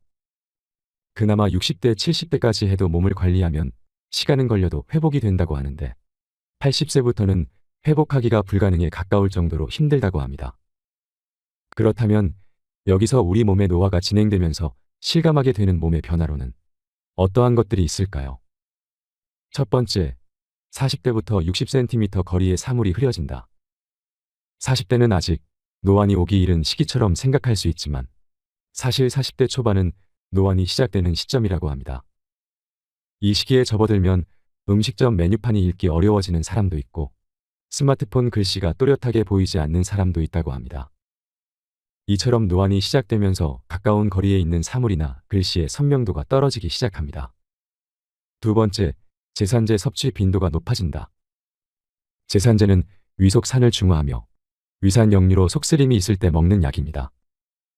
우리는 나이가 들면 흉부에서 느껴지는 불편함이 목으로 올라오는 경우가 잦아집니다. 그러니 제산제 섭취 빈도가 높아질 수밖에 없다는 것입니다. 세 번째, 관절 통증은 노화의 일부다. 나이가 든다고 해서 모든 사람이 관절염 증상을 보이는 건 아닙니다. 하지만 나이를 먹으면서 관절염이 생길 확률이 높아지는 것은 사실이죠. 우리나라 65세 인구의 절반가량이 관절염을 앓고 있는데 이들의 증상은 대체로 골관절염이라고 합니다. 나이를 먹으면 뼈를 보호하는 조직이 닳기 시작하여 관절염의 위험률이 높아지는데요. 조직이 전부 사라지게 되면 뼈끼리 마찰을 해서 통증도 심해집니다. 네 번째, 여성이나 아이의 목소리를 듣기 어려워진다. 여성과 아이는 목소리의 톤이 높은 편입니다. 우리 귀 속 모세포들은 음파를 내려보내는 역할을 하는데 나이를 먹으면 모세포의 활동이 저하되기 시작하면서 높은 톤의 소리에 둔감해지기 시작합니다. 5번째, 키가 줄어든다. 남성은 30세에서 70세 사이에 대략 2.5cm 정도의 키가 줄고 여성은 5cm까지 줄어드는 경우도 있다고 합니다. 그러다 80대가 되면 키가 더 줄어드는데 이는 관절 사이에 연골이 손상을 입고 척추를 누르기 때문입니다. 또한 근육이 약해지고 골밀도가 낮아지는 것도 키가 줄어드는 원인일 수 있습니다. 6번째, 변비에 잘 걸린다. 나이가 들면 식습관이 바뀌고 신체 활동량이 줄어들거나 특정한 약물을 복용 또는 건강상 문제가 생기면서 변비가 일어나기 쉬운 몸이 됩니다. 단, 이 부분은 식이섬유가 풍부한 음식을 먹고 활동량을 늘리면 개선될 여지가 충분히 있습니다. 7번째, 낯선 부위에 털이 난다. 남성뿐 아니라 여성 역시 폐경기 후에는 머리카락이 빠지게 됩니다. 하지만 볼이나 윗입술처럼 평소에 나지 않던 부위에 갑자기 털이 생기기도 합니다. 이는 테스토스테론이 늘고 에스트로겐이 부족해지면서 나타나는 노화 현상입니다. 8번째, 젊은 사람보다 잠을 덜 잘 이유가 없다. 나이를 먹으면 잠이 줄어든다는 말이 있습니다. 그리고 실제로 젊은 사람들에 비해 나이 든 사람은 실질적으로 새벽잠이 없는 것처럼 보이기도 하지요. 하지만 이것은 건강 상태가 나쁘거나 수면을 방해하는 스트레스 또는 약물 부작용으로 일어나는 현상일 수 있습니다. 우리는 나이와 관계없이 여전히 적정 수면 시간을 취하는 것이 좋습니다. 그렇게 여기까지 대표적인 노화 현상에 대해 알아보았는데요. 그렇다면 이번에는 이러한 노화 현상이 일어나는 노년을 맞아 우리는 어떻게 하면 80세가 넘어서도 몸과 마음을 건강하게 유지할 수 있을까요? 어떻게 하면 80 이후의 노년을 즐겁고 행복하게 보낼 수 있을까요? 첫 번째, 노후 생활도 학습이 필요합니다. 이것은 올해 85세를 앞둔 지인 어르신의 말씀입니다. 치밀하게 준비가 안 된 노후가 걱정이긴 하지만 그나마 위로를 삼을 수 있는 것은 70대의 건강을 지키면 80대 이후의 노후에 건강을 유지할 수 있다는 걸 깨달았기 때문이라고 하십니다. 그러면서 노후에도 공부가 필요하다고 하는데요. 70대는 받아들이는 공부를 하는 것이 아니라 배워온 것들을 쏟아내는 공부가 되어야 한다고 합니다. 왜냐하면 70대 이전까지 익숙한 것들은 80대에도 어느 정도 유지될 수 있으나 70대의 모든 걸 포기하고 운둔하면 남은 기간은 어쩔 수 없이 타인의 도움을 받게 된다고 합니다. 지금 몸에 밴 습관들은 80대가 되어서도 자연스레 할 수 있지만 70대에 아무것도 하지 않으면 80대에 그야말로 아무것도 할 수 없게 된다고 하십니다. 그런데 이분도 사실 70에 접어들면서 의기소침하게 했다고 하십니다. 평생 건강하리라 믿었던 몸에게 배신을 당한 듯한 기분이 들었기 때문이었습니다. 왜냐하면 이분은 일생 동안 병원 다닌 기록이 10번이 안 된다며 큰소리 쳤지만 70줄에 들어서면서는 일생 동안 다녔던 것보다 더 많이 병원을 전전해야 했습니다. 병의 원인은 대부분 퇴행성 질환이었습니다. 갑자기 증상이 심해져서 응급실까지 가야 했었다고 하십니다. 그러시면서 퇴행성 질환의 잘못을 탓할 일은 아니라고 70년을 사용했으니 그만하면 다행이라고 그러니 지금부터는 70년 이상을 사용해 온 몸을 잘 보살펴 줘야 할 때라고 하십니다. 그렇게 70대에 나타나는 노화 현상을 겪으시면서 두렵기도 하고 의기소침하고 분노가 일기도 했지만 나중에는 이것이 자연 현상이라는 걸 받아들이면서 여유가 생겼다고 합니다. 또한 전문가들도 노화 현상의 개인차가 가장 많은 시기가 70대라고 합니다. 그때부터 건강한 사람과 그렇지 못한 사람과의 차이가 급격히 나타나며 그 차이가 80대 이후의 삶을 결정한다고 합니다. 그래서 지인 어르신은 말씀하십니다. 여러분들이 지금 70대라도 아직 기회는 있다고 말입니다. 두 번째, 노년에도 할 일은 있습니다. 저희 마을에는 올해 82세 용달 트럭 기사분이 계십니다. 사람들이 시골에 와서 살다 보면 트럭은 없는데 소소하게 짐을 옮길 일이 가끔 생기는데요. 그래서 지역 신문을 보고 연락을 하면 언제나 달려오시는 분이 82세 할아버지이십니다. 물론 할아버지는 나이가 있으시기에 손을 좀 떠십니다. 그래서 손님들은 처음에는 할아버지를 보고 당황하기도 하지요. 짐을 옮기는 걸 도와달라고 기사를 불렀는데 되려 손님이 기사를 도와야 할 판이니까요. 그런데 그런 불신도 잠시 할아버지의 노하우와 꼼꼼한 솜씨를 보면 생각이 달라집니다. 할아버지는 줄과 천을 이용하여 짐을 고정하는 솜씨가 일품이십니다. 그리고 무거운 짐도 직접 드시는데 50kg 넘는 짐도 노하우가 있으셔서 거뜬히 드십니다. 그리고 산림조합 같은 곳에서 연락이 오면 장작을 잔뜩 실어다가 전국에 배달을 다니십니다. 그래서 요즘처럼 날씨가 추운 겨울이면 배달 겸 여행을 하시며 전국을 다니십니다. 그래서인지 할아버지는 얼굴에 생기가 가득하고 언제나 미소를 잃지 않습니다. 물론 나이 때문에 손떨림과 얼굴에 검버섯은 얻지 못하지만 얼굴과 눈빛에서 풍기는 총명함은 젊은 사람 못지 않습니다. 그러고 보면 우리가 장인이라고 부르는 분들은 80세, 90세에도 건재하게 자기 일을 하십니다. 화를 만드는 장인, 술을 빚는 장인, 그림을 그리는 화가 등 평생의 일을 가진 사람들은 늘 건재함을 과시하지요. 이미 초고령 사회로 진입한 일본의 경우 일주일에 4일 하루 5시간을 일하고 한 달에 125만 원을 받는 80대 노인 일자리가 넘쳐난다고 합니다. 일본의 노지마시의 경우 이미 80세 고용 상한을 폐지했고 YKK라는 세계 최대 지퍼 회사도 65세 정년을 없앴습니다. 또한 우리나라에서도 70대, 80대 노인들이 지하철 택배나 도보로 간단한 배달 일을 하는 노인들의 일자리가 생겨나기 시작했습니다. 본디 서 있다가 앉으면 눕고 싶고 누우면 자고 싶은 것이 인간이 가진 관성의 법칙이지요. 그렇게 우리는 인생 사막을 침대에 누워만 있으면 계속 누워만 있게 됩니다. 하지만 꾸준히 목표를 세우고 실천하면 우리는 건강한 일상을 유지할 수 있을 것입니다. 그래서 비단 먹고 살기 위해서가 아니라 인간다운 삶을 계속 영유하기 위해서 우리에게 은퇴란 없어야 하는 것은 아닐는지요. 세 번째, 늙는다는 착각에서 벗어나세요. 제가 어릴 적 이웃집에는 할머니 자매가 한 집에 같이 사셨습니다. 그런데 두 분 중 7살 연상의 언니가 훨씬 더 젊어 보였습니다.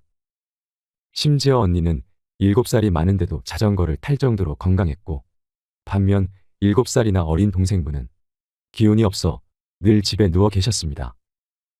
저는 어째서 이런 차이가 생기는 것일까? 당시엔 도무지 이해가 되지 않았지만 얼마 전 늙는다는 착각이라는 책을 보고는 조금 납득을 하게 된 요즘입니다. 이 책에는 시간 거꾸로 돌리기 실험이 등장합니다. 이것은 자기 몸을 온전히 가누지 못하는 70대와 80대의 노인들을 상대로 20년 전 시간으로 되돌려 일주일간 독립적으로 생활하도록 하는 실험인데요. 여기서 시간을 돌리는 방법은 간단합니다. 그 시절의 뉴스와 영화를 보고 그때의 생활을 그대로 재현하는 것이지요. 그러자 일주일 만에 놀라운 결과가 도출되었다고 합니다.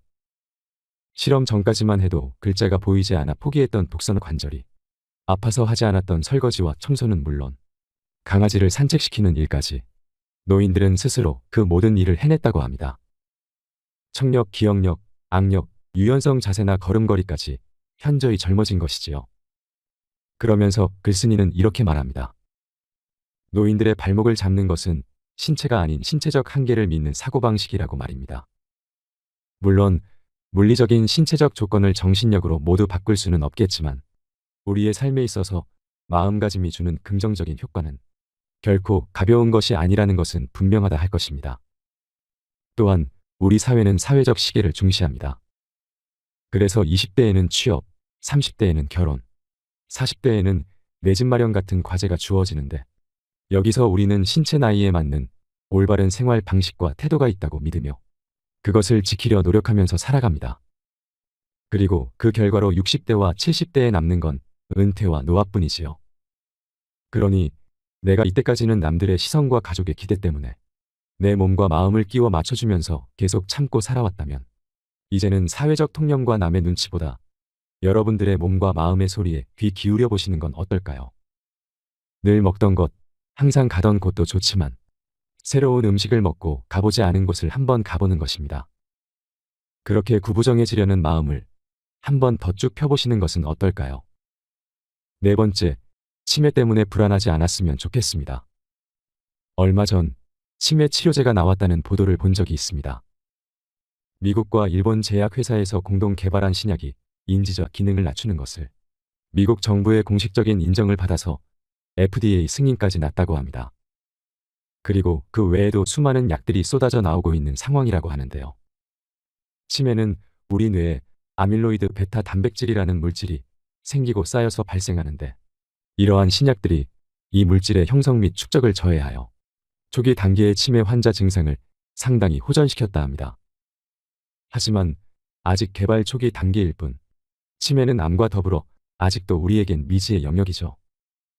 그리고 시중에 풀린 현대의학의 수준에서는 효과가 조금 있을 수 있는 정도의 약밖에 없는 것이 현실입니다.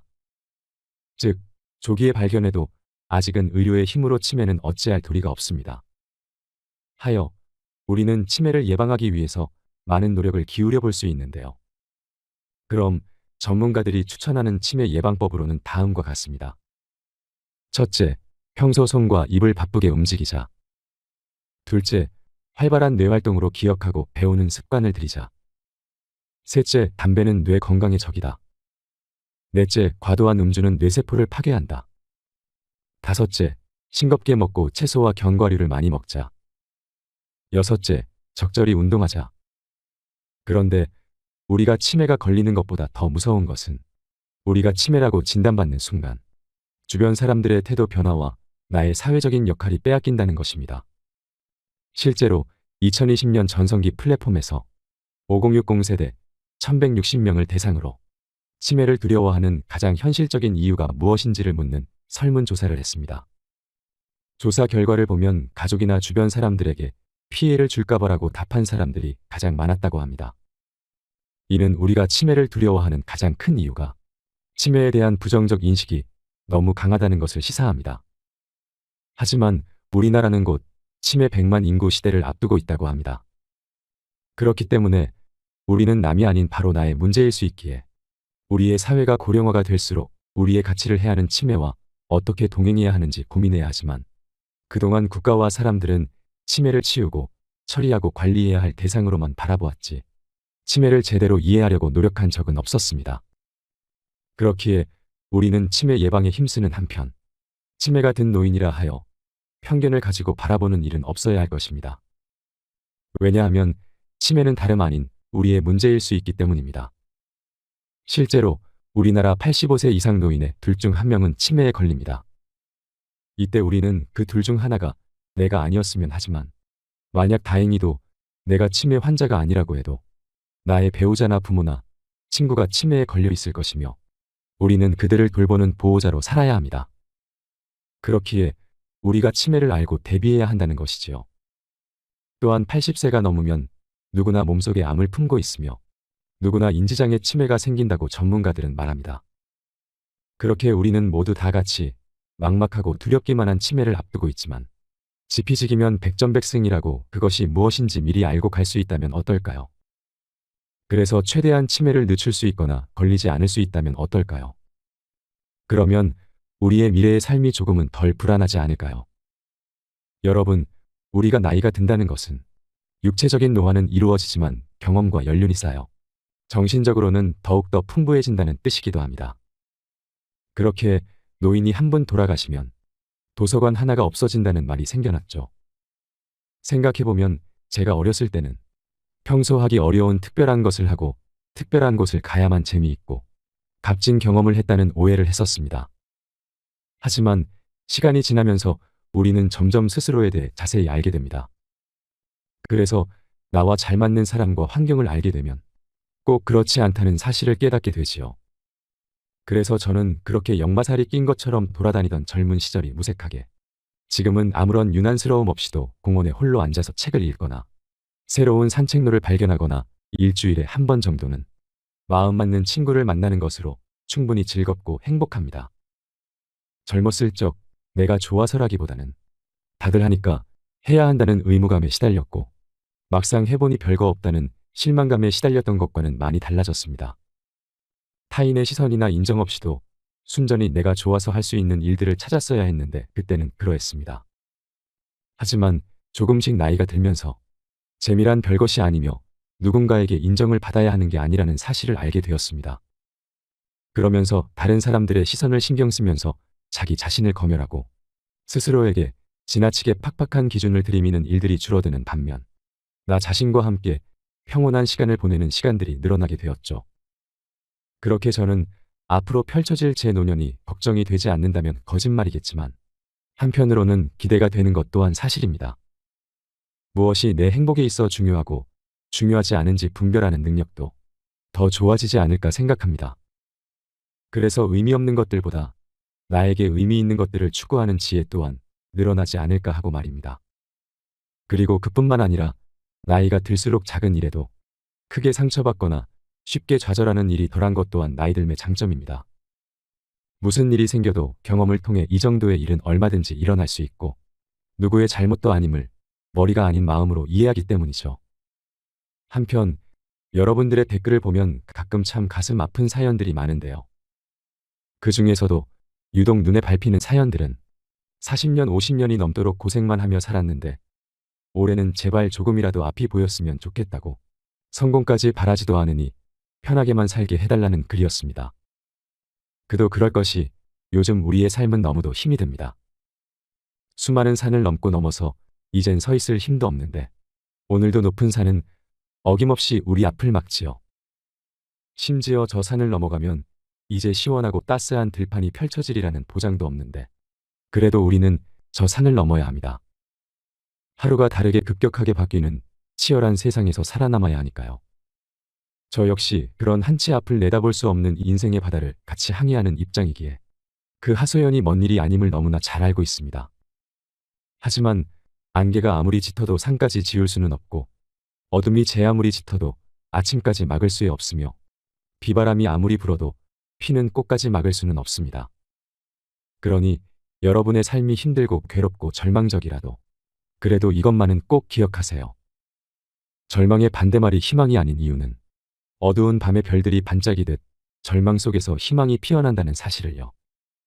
그래도 올해는 어쩔 수 없어 그 서러운 눈물이 흐르고야 말지라도 내년, 내후년, 내내후년에라도 꽃은 피어 만발할 것입니다. 우리는 매년 사랑을 표현할 수 없지만 그래도 꽃들은 기필코 우리를 찾아올 것입니다.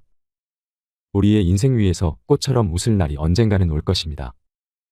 이상으로 책틀맨이었습니다. 오늘도 끝까지 시청해 주셔서 감사드립니다.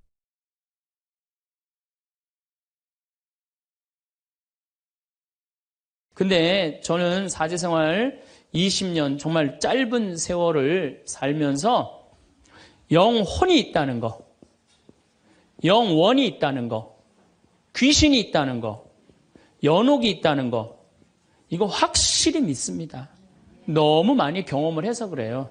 제가 10년 전에 본당 신부할 때, 능평성당에서 본당 신부할 때인데 성가대가 밤샘 피정을 해달라고 해서 밤 10시부터 11시까지 강의를 했어요. 강의를 했는데 막 강의가 끝났는데 성당 앞길에서 차 부닥치는 소리가 났어요. 나가보니까 버스하고 승용차하고 정면 충돌을 했는데 승용차가 버스 밑으로 아예 들어갔어요. 근데 그 승용차에 누가 타고 있었느냐면 우리 본당 사회복지 분과장이 타고 있었어요. 그 자리에서 즉사했어요. 이 사람이 얼마나 착한 사람이냐면은 사회복지 분과장을 했으니까 요맘때만 되면 김장 다 해서 어려운 소년 소녀 가정 다 넣어줬어요. 쌀 떨어지면 쌀 떨어지면 체크하고 다 넣어주고 성당 짓는다고 삽을 잡으면 삽자를 놓지 않은 형제야. 정말로 살아있는 천사예요, 천사. 그리고 그냥 3월달에 자기 부자니까 뒷마당에 뿅아리 100마리 풀어놓으면은 그냥 5월, 6월달 손님 오면 그거 잡아서 삼계탕 해주는 정말 그야말로 천사야. 근데 그 자리에서 즉사를 한 거예요. 그래서 이제 부인이 시신을 분당 재생병원에서 옮겨갖고 새벽 2시에 다 검찰도 왔다 갔다 하고 그래갖고 새벽 2시에 시신 수습이 끝났어요. 그래서 상주들을 깨우러 간 거야. 근데 상주가 초등학교 5학년, 초등학교 3학년, 초등학교 1학년이야. 애들도 너무 예쁜 애들인데. 그래서 이제 엄마는 5살짜리 아이 5학년 아이를 깨운 거야. 일어나봐라, 아들아. 근데 이 아들이요, 눈을 비비면서 엄마 나 이상한 꿈 꿨어. 그러는 거야. 무슨 꿈 꿨냐 그러니까 아빠랑 꽃밭을 가는데 너무 꽃밭이 예뻤다는 거예요. 막 천국같이 예뻤다는 거예요. 근데 그 꽃밭을 끝을 갔는데 손을 잡고 가는데 꽃밭 끝에 갔더니 계단이 하늘로 나 있는데 양쪽에서 날개 달린 천사가 우리 집으로 빨리 올라오라고 막 손짓을 했다고. 그래갖고 내가 올라가려고 했더니 아빠가 내 손을 딱 놓더니 지금부터 나 혼자 올라가는 거라고. 넌 나중에 올라가라고. 그래갖고 아빠가 막 올라가는 꿈을 꿨다는 거예요. 초등학교 5학년 아이가. 아빠가 돌아가신 사실도 모르는 아이가. 이건 뭐예요? 이 아빠가 돌아가시면서 누구한테 보여준 거예요? 아들한테 보여준 거예요. 이런 일은 너무 많아요. 근데 나는 우리 집에 암 환자들한테 그런 얘기를 해요. 죽는 거 무서워하지 말아라. 그리고 왜 미리 땡겨서 걱정하냐. 3개월 후 6개월에 죽을 거 지금 걱정하냐. 오늘 즐겁게 살자. 그러다 보니까 4년 5년 살았으면 많이 사는 거죠. 6개월밖에 못 산다고 그랬는데. 그리고 내가 항상 그랬어요. 죽으면 행복한 대로 가는 거다. 맨날 그랬어요. 내가 살아도 좋고 죽어도 좋고. 근데 이 분이, 이 글라라 자매가 뇌까지 전이된 상태에서 죽은 거예요. 죽었는데 둘째 아들이 참 착해. 그 아들.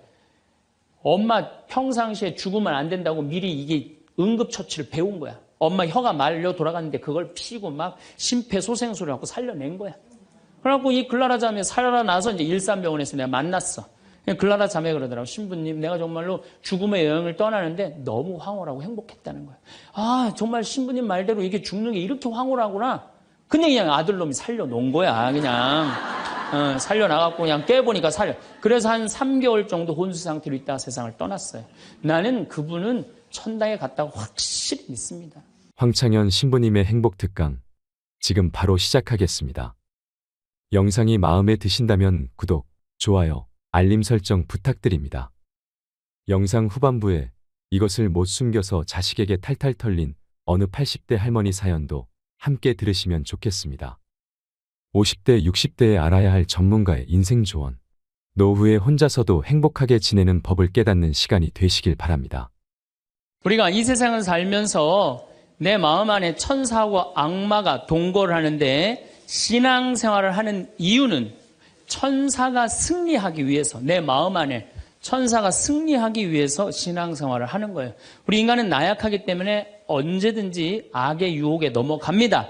그러니까 예수님이 맨 마지막 주의 기도 바칠 때 악에서 구하소서 그러죠? 우리가 악에서, 오죽하면 예수님 맨 마지막에 그 기도를 했겠어요.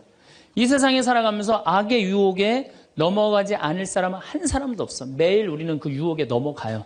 그 유혹을 물리칠 수 있는 능력이 바로 신앙생활이에요. 우리가 돌더러 빵이 되라고 그러는 거나 돌머리도로 서울대학 들어가라는 거나 다 뭐다? 욕심이다. 욕심만 버리면은 우리 인간은 인생을 참 행복하게 살 수 있다. 예수님 말처럼 말씀이 가득 차 있으면은요, 인생이요, 조금 넉넉하지 않아도요, 즐거울 수 있어요. 미국의 제일 행복한, 우리나라도 마찬가지지만 제일 행복한 직업이 1위가 성직자예요, 성직자. 말씀이 있기 때문에 제일 행복한 말씀이 있기 때문에.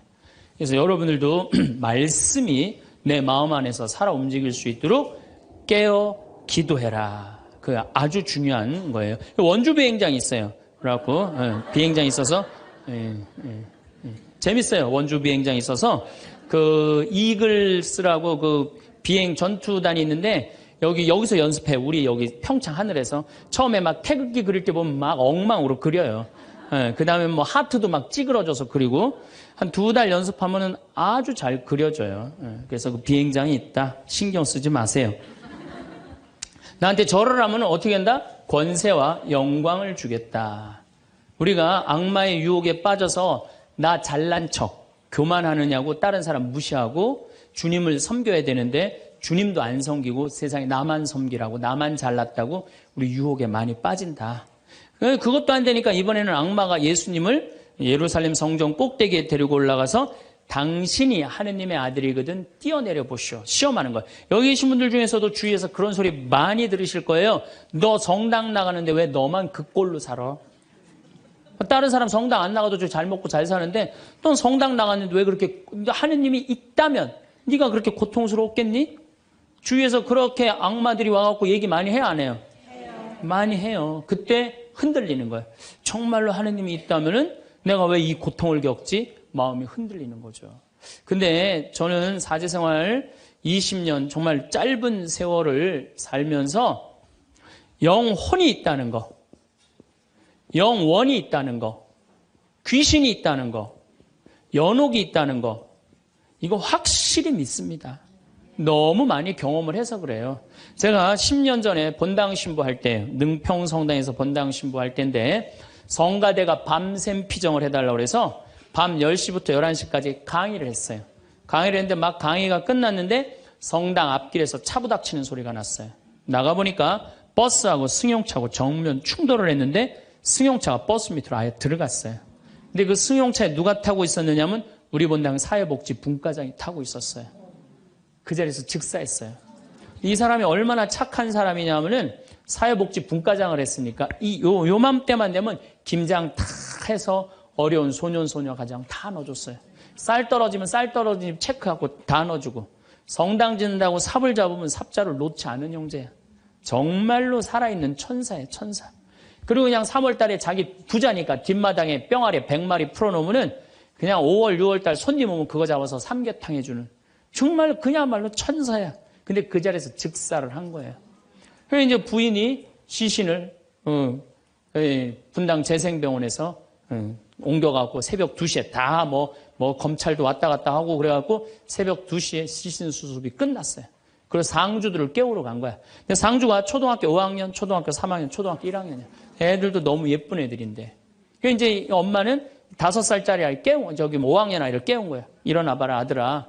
근데 이 아들이요, 눈을 비비면서 엄마 나 이상한 꿈 꿨어 그러는 거야. 무슨 꿈 꿨냐 그러니까 아빠랑 꽃밭을 가는데 너무 꽃밭이 예뻤다는 거예요. 막 천국같이 예뻤다는 거예요. 근데 그 꽃밭을 끝을 갔는데 손을 잡고 가는데 꽃밭 끝에 갔더니 계단이 하늘로 나 있는데 양쪽에서 날개 달린 천사가 우리 집으로 빨리 올라오라고 막 손짓을 했다고. 그래갖고 내가 올라가려고 했더니 아빠가 내 손을 딱 놓더니 지금부터 나 혼자 올라가는 거라고, 넌 나중에 올라가라고. 그래갖고 아빠가 막 올라가는 꿈을 꿨다는 거예요. 초등학교 5학년 아이가, 아빠가 돌아가신 사실도 모르는 아이가. 이건 뭐예요? 이 아빠가 돌아가시면서 누구한테 보여준 거예요? 아들한테 보여준 거예요. 이런 일은 너무 많아요. 우리가 죽으면은 굉장히, 우리 한국 사람들은 죽음을 너무 무서워해요. 근데 난 죽는 거는 꽃밭을 간다는 얘기는 너무 많이 들었어요. 우리 여기 생태마을에 암 환자들이 많이 오잖아요. 작년에 글라라라는 자매가 하나 있었어요. 진짜 얼굴도 이쁘고 그냥 천사예요, 천사. 천사인데 폐암이 걸린 거예요. 4년 전에 폐암이 걸려갖고 이 6개월밖에 못 산다고 그랬는데 여기서 정말로 행복하게 4년을 살았어요. 근데 그냥 남편도 천사, 그냥 아들은 또 서울신학교 다니고 있어요, 지금도. 그 둘째 아들도 천사, 막내딸도 남편 말할 것도 없고. 그런데 하여튼 4년을 살다가 뇌까지 전이가 된 거예요. 근데 나는 우리 집에 암 환자들한테 그런 얘기를 해요. 죽는 거 무서워하지 말아라.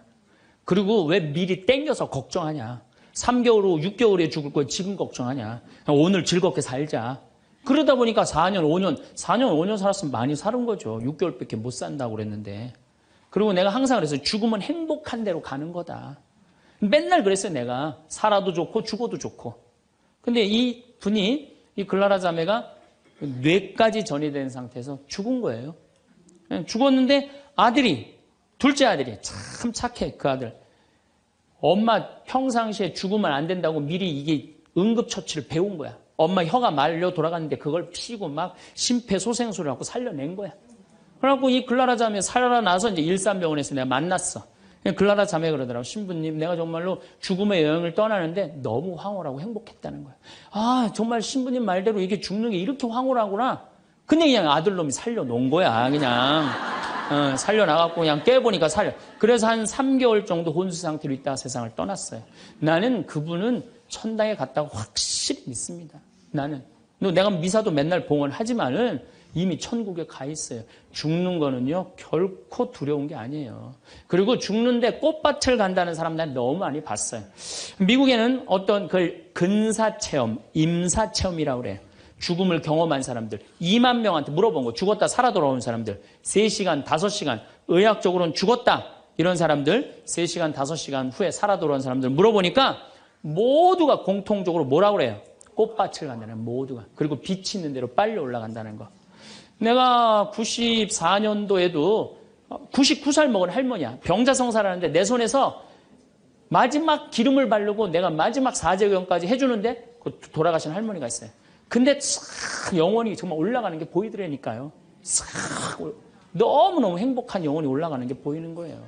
그래서 죽음은 뭐가 있느냐 그러지만 죽음은요 우리는 하늘나라로 들려 올려지는 거예요. 예. 난 내가 강의할 때 핸드폰을 넣어도 한 번도 승질을 부린 적이 없어 나는.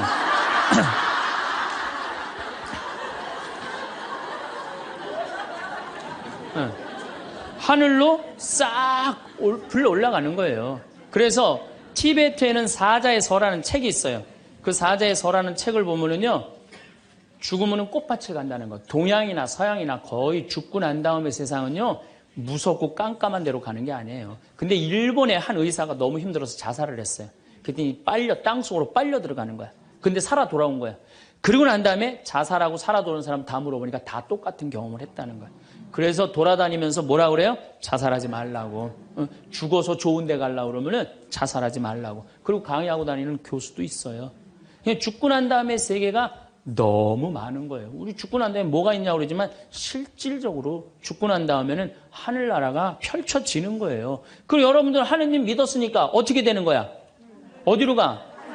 하늘나라로 가는 거죠. 여러분들은 그런 믿음과 확신이 있어야 돼. 근데 우리 천주교 교우들은요, 하늘나라에 대한 희망 별로 없어요. 그저 미사 예물을 보면은 오늘도 내가 예물 보니까 맨 대학 입시, 딸 결혼, 뭐 애 생기게 해주고 땅 팔리게 해주고 뭐 월세 나가게 해주고 전세나 그건 미사 예물이 아니에요. 미사는 예수님의 십자가상의 제사를 통해서 우리가 구원의 업적을 쌓는 거예요.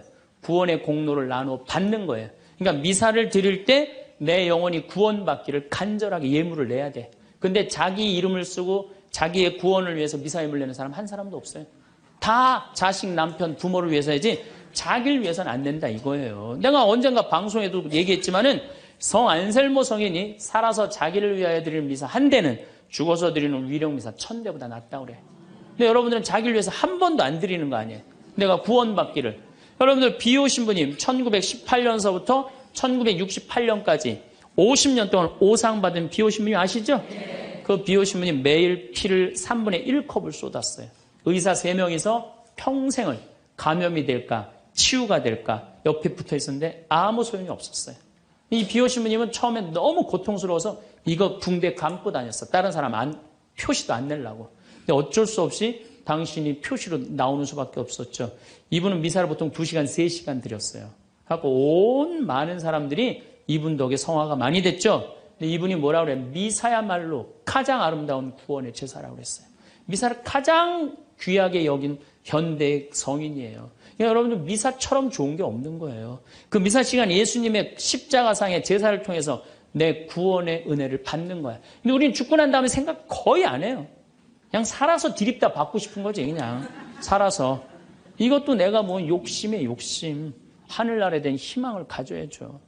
어쨌든 또 더 재미난 거 이것도 내가 방송에서 얘기한 건데 15년 전에 평택 비전동 본당 신부할 때 1월 첫 주에 엄마 아빠 딸 4명이 눈이 빨개져 갖고 왔어요. 자기네들 성당 다니고 싶다는 거예요.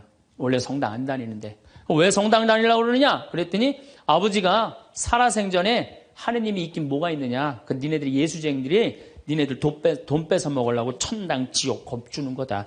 죽으면 끝이다. 평생 그랬대요. 하느님을 믿느니 뭘 믿는다? 내 주먹을 믿는다. 맨날 그랬대요.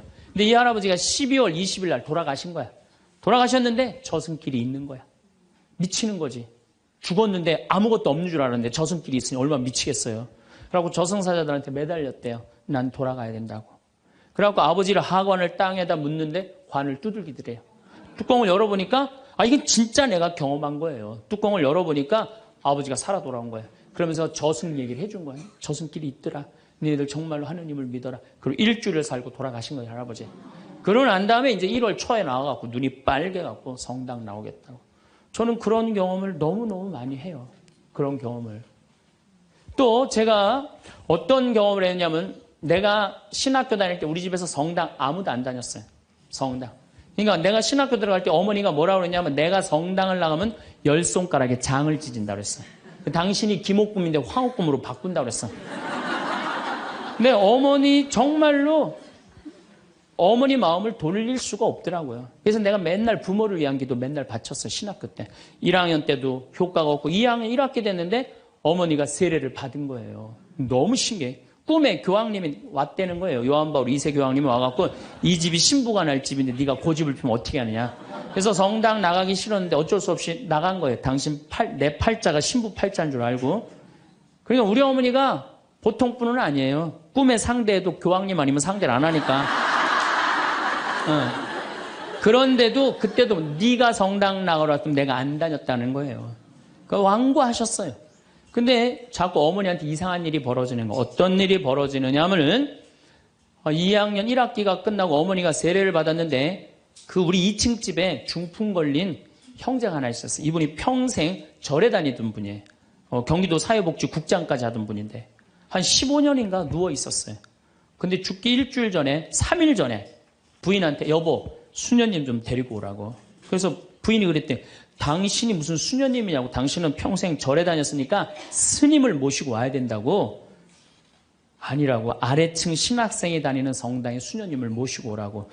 도대체 왜 그러냐고 그러니까 비행기가 한 대 우리 집에 왔는데 나 데리고 갈 비행기라고. 그래갖고 탔더니 신부님하고 수녀님이 꽉 차 있더래. 그리고 의자가 딱 하나 비었는데 수녀님 여기가 당신 자리라고. 그래갖고 이분이 세례를 받은 거예요. 대세 받고 성체 영하고 싶다 그래갖고 이건 성체까지 다 영해주고 그리고 돌아가신 거예요.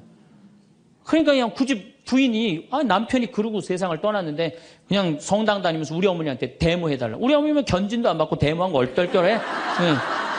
데모해달라고 데모해준 거죠. 어머니 입장에서 좀 이상한 거지. 근데 내가 학부 4학년이 됐는데 내가 하도 난리를 쳐갖고 우리 동네 세례를 많이 받았어요. 신학교 들어간 난리를 쳐갖고 한 30m 떨어진 집이 내가 학부 3학년 때 세례를 받았는데 아들이 교통사고로 죽은 거야. 다음에는 딸이 교통사고로 또 죽은 거야. 오토바이 쳐서. 이거 안 된다. 굿하자. 그래갖고 이제 굿을 하는 거야. 굿을 막 하는데 이 굿이라는 게 진호기 굿이에요. 죽은 영혼을 위로하는 굿을 진호기 굿이라고 그래. 처음에 억울하고 분한 영혼을 위로한다고 춤을 춰요. 막 춤을 추다가 그 영혼하고 접신을 해요.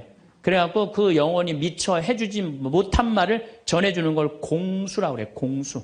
막 공수를 하는 거야. 딸 목소리를 내갖고 엄마 아빠 너무 슬퍼하지 마라. 오빠는 천당에 갔고 나도 천당으로 가고 있는 중이야. 그러니까 너무 슬퍼하지 마라. 그리고 엄마 나 오토바이 쳐갖고 구치소에 가는 사람 합의봐줘. 우리가 이렇게 좋은 데 가는데 뭐 이렇게 나쁘게 할 게 뭐 있어. 그리고 엄마 아빠는 나중에 우리 만나려면 성당에 열심히 다니라고. 그냥 무당이 그냥 혼수 상태에서 성당 열심히 다니라고 막 얘기를 하는 거야. 그러니까 그 굿이 끝나고 난 다음에 우리 집에 온 거예요. 우리가 이런 일이 있었다고. 어머니는 그때까지도 완고했어요. 그저 나한테 맨날 넣으라고 그랬어요. 근데 이제 그걸 경험하고 난 다음에는 어머니가 그러는 거예요. 용어가 바뀌었어요. 학사님 그런 일이 있었다고. 그래갖고 내가 어머니 꼭 붙잡고 어머니 나하고 갈 데가 있다.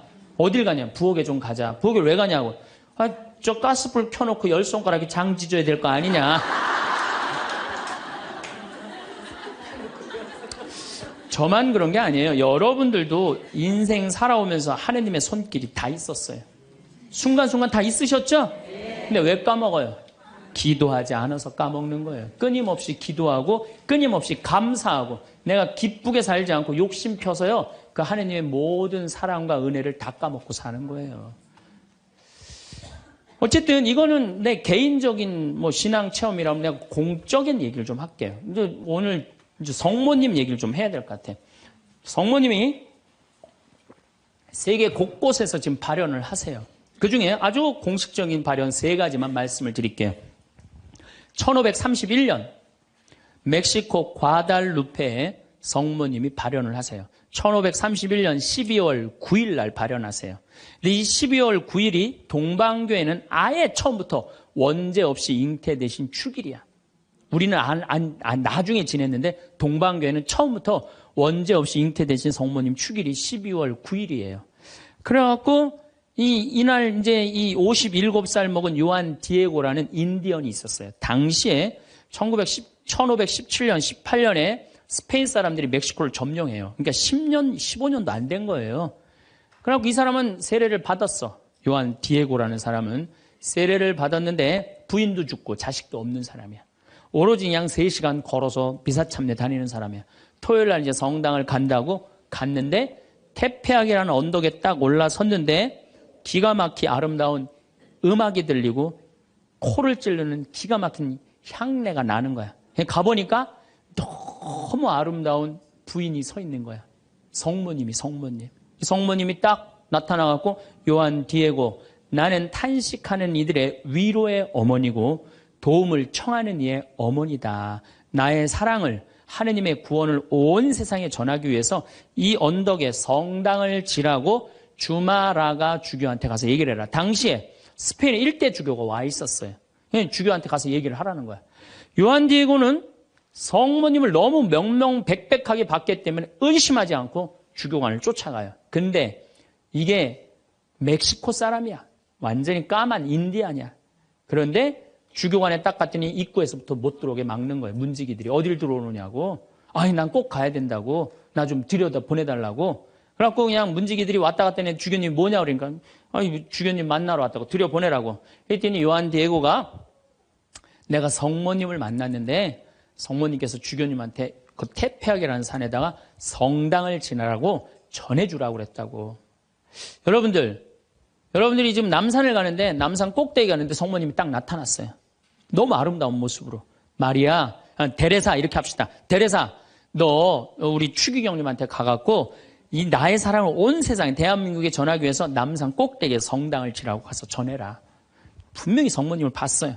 그래갖고 여러분들이 이제 명동에 가갖고 추기경님한테 내가 성모님을 만났는데 남산 꼭대기에다 성당을 지라고 그랬다고. 그럼 추기경님 아유 잘 알겠습니다. 그리고 짓겠습니다. 그럴 것 같아요? 명동에 가면 이 약간 정신 나간 여자 3명 있어요. 4번째 등극하는 거 4번째. 성모님 본 사람들 다 처음에 무슨 대접받아요? 다 미친 사람 대접받아. 다. 그러니까 주교님이 뭐라고 그러냐면은 이상한 소리 하지 말아라. 가라 그래요. 네가 정말이라면 나중에 얘기하자 그래요. 그래갖고 성모님이 내가 기다리고 있겠다 그래. 그래갖고 다시 태평이라는 산에 가요. 성모님한테 그래요. 성모님 전했느냐? 성모님 얘기를 전하긴 전했는데 주교님이 안 믿는 것 같다고. 그랬더니 성모님이 뭐라고 그러냐면은 그렇다면 내일 가서 또 전해라 그래요. 난 참 성모님도 답답해요. 아니 그게 그렇게 중요하면 당신이 가서 얘기하면 될 거 아니야. 왜 그 저기 뭐 57살 먹은 보면은 벨라 됐다. 그 다음에 루시아 다 똑같아. 제대로 배우지도 못하고 가난한 사람한테 나타나고 꼭 힘들게 해. 그래서 내가 기도 때 한번 따졌어요. 성모님.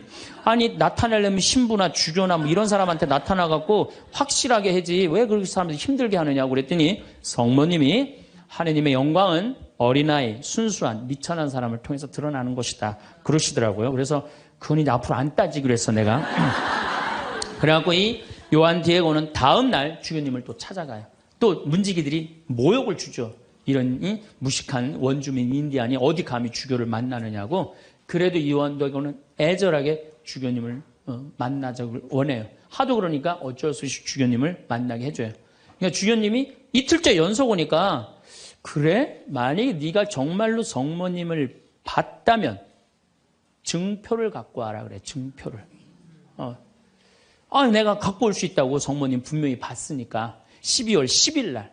그래갖고 이제 가갖고 성모님한테 가요. 성모님이 기다리고 있어. 그래, 전했느냐? 그러니까 전했다고. 전했는데 주교님이 성모님한테 증표를 갖고 오라고 그랬다고. 그러니까 성모님이 내일 오면 내가 증표를 주마 그래요. 12월 11일 날이 됐어요. 그래갖고 이제 이 요한 디에고가 가려고 그랬는데 요한 디에고 부인도 없고 자식도 없는데 삼촌 베르나르도라는 삼촌이 작은 아버지가 한 분 있는데 열병에 걸려갖고 돌아가시려고 그래. 그러니까 병간호를 막 하는 거예요. 병간호 하느냐고 성모님한테 가긴 가야 되는데 이거 삼촌은 죽으려고 그러고 그래갖고 못 가요. 난 또 요한 디에고도 참 답답한 사람이야. 아니 그 대단한 성모님한테 가갖고 낫게 해달라고 하면 될 거 아니야. 그걸 또 그냥 자기가 간호한다고. 다음 날은 프란치스코 수도의 신부님 병자성사 죽을 것 같으니까 프란치스코 수도의 신부님 병자성사 모시러 간다고.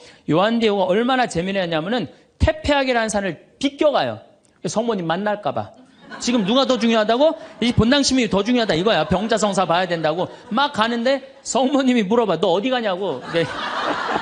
어디 가냐고 물어봐요. 그러니까 아니 삼촌이 작은아버지가 죽으려고 그래서 모시러 간다고. 걱정하지 말아라. 작은아버지 내가 치료해 줄 테니까 너 저 언덕에 올라가 봐라.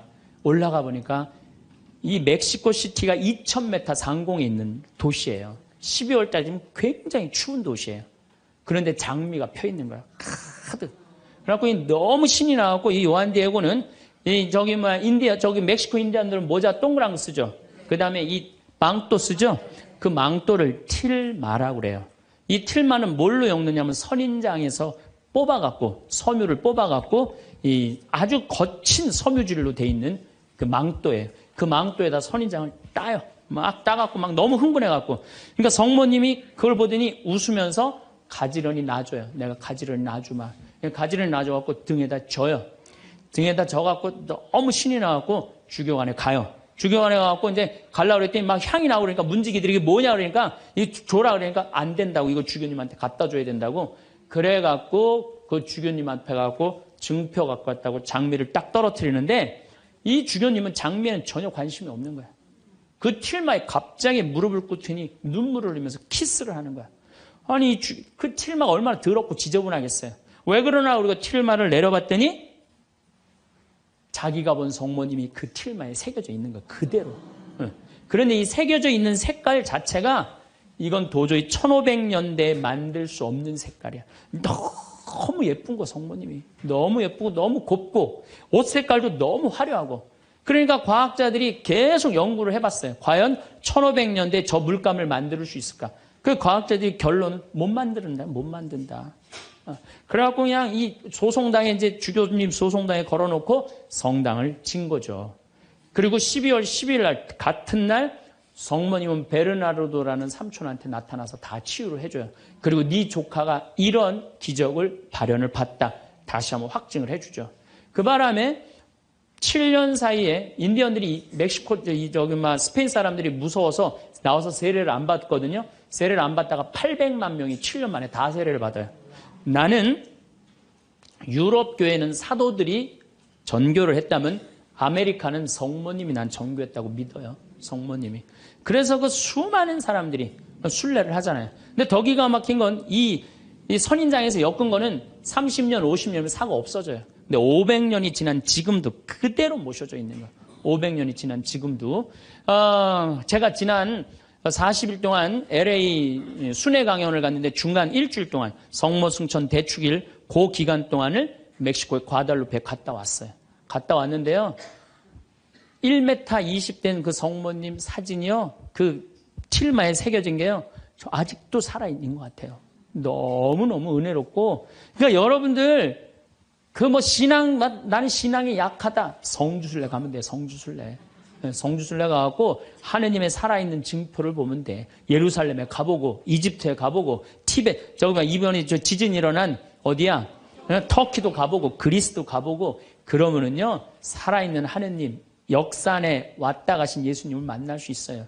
그냥 그런 데는 안 가고 그런 데 돈 쓰는 건 아깝고 그냥 누워갖고 그냥 하느님 있나 없나 이러고만 앉아있으니 무슨 돈으로 애 휴학시키고 학교 무슨 학교예요. 그냥 여러분들 영혼이 더 중요한 거지. 공부도 못하는 놈들 뭐하러 그렇게 그냥 학교를 보내고 학원을 보내고 그래요. 그런데 더 기가 막힌 사건이 벌어져요. 1963년 성모님의 눈동자가 이상해서 사진을 찍어봐요.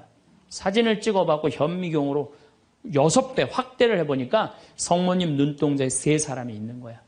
자세히 더 기가 막히게 해보니까 그건 그림으로는 도저히 불가능한 거. 비친 그 그림인데 첫 사람이 누구냐면 그 요한 디에고 초상하고 똑같은 거야. 두 번째는 주마라가 주교. 세 번째도 같이 있던 사람. 그게 500년이 지나도록 몰랐던 거예요. 물론 거기에 기적은요. 이거 한 3배만한 성당이 있는데 요만한 사진으로 꽉 찼어요. 그 과달루페 성모님을 통해서 기적이 일어난 건 그건 말할 것도 없고 그건 말할 것도 없고 이 과달루페 성모님 이거 우리 이 사진에 방송에 나갈 거예요. 성모님 딱 멋있게 나갈 거예요. 지금도 그 성문, 저는 그 성주순례 가서 제가 거기서 미사도 봉헌했지만 그 엘리베이터로 돼 있어요. 에스컬레이터라고 그러냐? 하도 사람이 많으니까 스면은 쭉 지나가서 볼 수 있어요. 그리고 또 뒤쪽으로 또 돌아. 그러면 또 뒷걸음막 또 쭉 가면서 볼 수 있어. 내가 묵주기도 5단을 하면서 그 성모님만 봤는데도요, 그렇게 은혜롭더라고요. 내가 그 사진도 지금 사갖고 왔는데 보고 있으면 너무너무 행복해요. 성모님이 얼마나 우리 아들 구원 사업을 많이 신경을 쓰시겠어요. 또 1858년 2월 11일부터 7월 16일까지 18번에 걸쳐서 벨라데타라는 소녀한테 나타나요. 누르드의 성모님. 이 피레네 산맥 밑에 있는 조그만 동네에 누르드라는 게, 그거 보면 그냥 저 피레네 산맥이 꼭대기까지 보여요. 근데 이 아이가 너무 가난한 거야. 2월 11일 날 피레네 산맥 프랑스 끝에 있으면요, 추워요. 너무 추워하고 땔감을 모으러 가. 막 땔감을 모으러 가는데 동굴에 빛이 나는 거야. 부인이 보이는 거야. 너무 아름다운 마담이 보이는 거야. 너 나한테 계속 올 수 있느냐? 네, 마담. 처음에 이름을 밝히지 않아요. 그리고 이 벨라데타도 14살 난 아이도 마담이라고 그래. 근데 동생한테 얘기를 해요. 야, 너 비밀 지켜야 된다. 나 오늘 성모님 봤거든. 그러니까 아무한테도 말하지 말아라. 근데 이 동생이 집에 가자마자 엄마, 언니가 성모님 봤대. 그러니까 엄마가 어떻게 했을 것 같아요? 귀싸대기를 때려요. 그걸 쓸데없는 소리 하지 말라고. 그러니까 성모님 보고 되게 많이 맞아요, 보면은. 많이 맞아. 성모님 보는 게 좋은 거 아니야, 여러분들. 괜히 성모님 봤다 어디에 가면 꼭 꽂은 사람 취급당하니까 나한테 성모님이 나타났으면 좋겠다. 그런 거 꿈도 꾸지 마세요. 쓸데없는 소리 하지 말라고. 그런데 계속 나가요. 그런데 2월 25일 날 성모님이 자꾸 그 동굴 밑을 파라는 거야. 자꾸 파니까 물이 솟아나오는 거야. 거기 씻어라. 그 사람들이, 제가 뭐 성모님을 봤다니까 사람들이 모이기 시작하는 거야. 자꾸 모이기 시작하는데 그 눈병이 온 사람이 그걸 씻으니까 싹 낫기 시작하는 거야. 하루에 40만 리터씩 물이 쏟아져, 펑펑 쏟아져 나오는 거죠. 그러니 자꾸 사람들이 이제 물어보니까 본당 신부님이 벨라데타를 불러요. 얘야, 너 그분을 만나면, 성모님을 만나면 이름이 뭐냐고 물어봐라. 그랬더니 벨라데타가 맹랑한 소리를 해요. 그분은 성모님이 아니다. 그분은 그냥 부인이다. 너무 아름다운 파란 띠를 한. 여러분, 루르드 성모님 파란 띠 아시죠? 파란 띠를 한 부인이다. 부인, 마담이다. 글쎄, 마담이든 뭐든 이름을 좀 알아갖고 와라. 그래갖고 3월 25일 날, 중요한 성모 용모 축일이죠? 만났어요. 만나고 이렇게 물어봐요. 마담, 본당 신부님이 이름이 뭔지 알아보라고 그랬다고. 그랬더니 성모님이 내 이름은 꾸에소에 에라 임마꿀라타 콘셉시우다. 딱 그래요. 얘는 라틴어를 배운 적도 없는 애야. 그리고 그 피렌체 언어를 쓰는 아이야. 라틴어를 배운 적도 없는 아이인데 성모님이 꾸에소에 에라 임마꿀라타 콘셉시우 이러니까 그거 안 까먹으려고 막 입술로 막 되네요. 꾸에소에 에라 임마꿀라타 콘셉시우. 그래갖고 본당 신부 문을 확 열면서 이름 알아왔다고. 뭐라고 그러느냐? 꾸에소에 에라 임마꿀라타 콘셉시우랍니다. 그랬더니 본당 신부, 너 그 무슨 뜻인지 어떻게 아느냐? 그랬더니 벨라데타가 뭐라고 하냐면 난 무슨 뜻인지 나 안 잊어먹으려고 이게 외우느냐고 죽을 뻔했다고. 정말로 그래요. 정말로. 너무 힘들었다고. 그래갖고 본당 신부한테 얘기를 했는데 깜짝 놀라는 거, 본당 신부가. 왜 놀라느냐면 그게 무슨 뜻이냐면은 라틴어인데 임마꿀라타가 깨끗하다라는 뜻이야. 콘셉시오라는 게 임신했다라는 거. 원죄 없이 잉태된 교리가 1854년에 반포가 돼요. 4년 전에 교황청에서. 그런데 성모님은 항상 당신에 대한 교리가 반포되면 발현을 통해서 꼭 알려줘요. 확증을 시켜주는 거죠. 그러니까 이게 발현인가 보다. 그래갖고 거기서 이제 성당을 짓고 수많은 사람들이 순례를 하고 거기에 이제 물이 펑펑 쏟아져 나와갖고 어떻게 수많은 사람들이 기적을. 그래갖고 거기도 의사들이 있어요. 이 자연 치유냐 기적이냐. 뭐 기적을 함부로 해주는 건 아니지만 그래 거기 간 사람들이 다 그 물 먹고 많이 낫고 그러잖아요. 나는 그 루르드에 가서 난 루르드도 갔어요. 루르드도 어디야 테페아 과달루페도 가고 루르드도 갔어. 나도 거기서 가서 세례했어요. 루르드에 나는 물에 들어가고 이렇게 기도했어요. 난 여기 온 걸로 족하니까 제발 나한테 기적 일으키지 말라고. 난 지금도 충분하다고. 그것만 해도 충분하죠. 이게 바로 루르드의 성모님이에요. 자, 세 번째 발현. 1917년 포르투갈 파티마의 발현이에요. 많이 들어보셨죠? 이 발현은 더 특별해. 9살 루시아, 8살 히아친타, 6살 프란치스코, 이 세 꼬마한테 나타나는 거예요. 얘네들 역시 당연히 뭘 몰라? 글 모르는 아이들이에요. 목동이에요, 목동. 맨날 양 풀어놓고 놀던 아이들이에요. 그런데 이 아이들은 더 특별한 일이 벌어집니다. 어떤 일이 벌어지느냐 하면은 1916년에 이 1차 세계대전 막 끝날 때 1916년에 천사가 나타나요. 3번 나타나요. 너희들한테는 특별한 분이 올 거니까 묵주기도를 열심히 해라. 이렇게 얘기를 해요. 마지막에는 성체까지 영해줘요. 천사가 특별한 경우죠. 그래갖고 5월 13일 날, 1917년 5월 13일 날, 이날도 이 아이들이 막 양 풀어놓고 신나게 노는데 성모님이 떡갈나무 위에 탁 나타나는 거예요. 너무 아름다운 성모님이. 그래갖고 루시아, 히아친타, 프란치스코 너희들 매달 13일 날 여기 와줄 수 있겠느냐. 네, 오겠습니다. 나는 로사리오의 모후다. 여러분들 이 성모님이 그 유명한 그 계시가 뭐예요? 죄인들의 회개. 그렇죠? 그 다음에 또 뭐가 있어요? 연옥 영혼들을 위해서 기도하고 그 다음에 공산주의 회개를 위해서 기도하라는 그 세 가지 성모님이 내리신 계시죠. 뭐 당연한 거죠. 그런데 7월 13일 날은 이 루시아가 천당, 지옥, 연옥을 세 개를 다 봐요. 그리고 이 루시아는 오랫동안 살죠. 오랫동안 사는 히아친다고 프란스는 중간에 다 죽지만 어렸을 때 루시아한테는 특별한 성모님이 계시를 많이 했죠. 근데 9월 달에 사람들이 3만 명이 모여요. 3만 명이. 왜 3만 명이 모이냐면 자꾸 너무너무 유명해지니까. 그런데 이때 꽃비가 막 내리는 거야. 근데 사람들한테 올 땐 다 녹아내리는 3만 명이 다 같이 경험을 하는 거예요. 10월 달에는 마지막 발언 때는 7만 명이 모여요. 7만 명이. 그런데 전날부터 폭우가 쏟아지는 거야. 폭우가 막 쏟아지고 그 차가 얼마나 많이 모이냐 100대가 모이는 100대. 1917년에 차 100대면요 엄청나게 많은 거예요. 마차 뭐 130대, 뭐 자전거 뭐 100몇 대, 그리고 7만 명이 걸어서 그냥 환자들 끌고 그냥 다 7만 전 세계에서 온 거예요. 유럽 전 세계에서. 근데 그냥 전달도 12시에 딱 오셨는데 아니 10월 13일 날 12시에 성모님이 나타난다는데 계속 폭우가 쏟아지는데 안 나타나는 거예요. 그러니까 성모님이 안 나타나니까 그 신부님이 뭐라 그래요? 한 신부님이 뭐라 그러냐면은 내가 이거는 일부러 여러분들 읽어주려고 내가 적어 갖고 왔어요. 이 전날 밤 그곳을 꼬박 세운 한 신부가 물었다. 몇 시에 오시니? 정오에 오십니다. 루치아가 대답했다. 그 신부는 시계를 본 후 다시 루치아를 보며 봐, 지금이 정오란 말이야. 그 부인은 거짓말쟁이라고 우리에게 말할 셈이니 그 신부는 참지 못하고 어린이들을 의심쩍어 했다. 그리고 또 시계를 보았다. 하지만 정오가 넘었잖아. 여러분 모두가 한 사이라는 것을 모르시겠습니까? 있을 수 없는 일입니다. 성모님의 발현은 없다는 거예요. 집으로 가세요. 다들 집으로 가세요. 이래요. 그런데 루시아는 부인께서 오신다고 하셨습니다. 신부님 전 그분께서 약속을 지킬 것을 믿고 있습니다. 12시에 오기로 했는데 성모님이 안 오기로 루시아가 얘기를 했는데 근데 1시에 갑자기 비가 그쳐요. 난 또 성모님도 정말로 답답해요. 아니 12시에 오기로 했으면 12시 와야 될 거 아니야. 왜 1시간 동안 애를 괴롭혀 애들을. 1시에 갑자기 비가 멎치고 구름이 걷히는 거예요.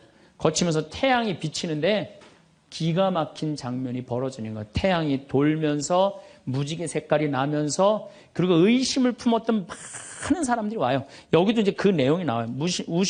의심을 품었던 사람들이 뭐라고 그러냐면 하느님 우리 죄를 용서해 주소서 이렇게 얘기를 해요. 왜 그러느냐면은 무신론자, 회의론자들이 와갖고 왜 이 공포에 질려서 그러냐면 태양이 돌면서 그 뜨거운 태양이 땅으로 떨어지는 거. 너무 뜨거워갖고 이 사람들이 이게 마지막 심판인가 보다. 공포에 질린 거지, 7만 명이. 그래갖고 막 울면서 막 살려달라고 그러고 그냥 우리를 좀 제발 용서해달라고 그렇게 15분 동안 태양이 온갖 조화를 비추고 딱 제자리에 돌아갔는데 더 놀라운 건 그 7만 명 모두가 이틀 동안 비가 젖었는데 다 비가 말랐고 30cm 진흙이 깨끗하게 꾸들꾸들해진 거예요.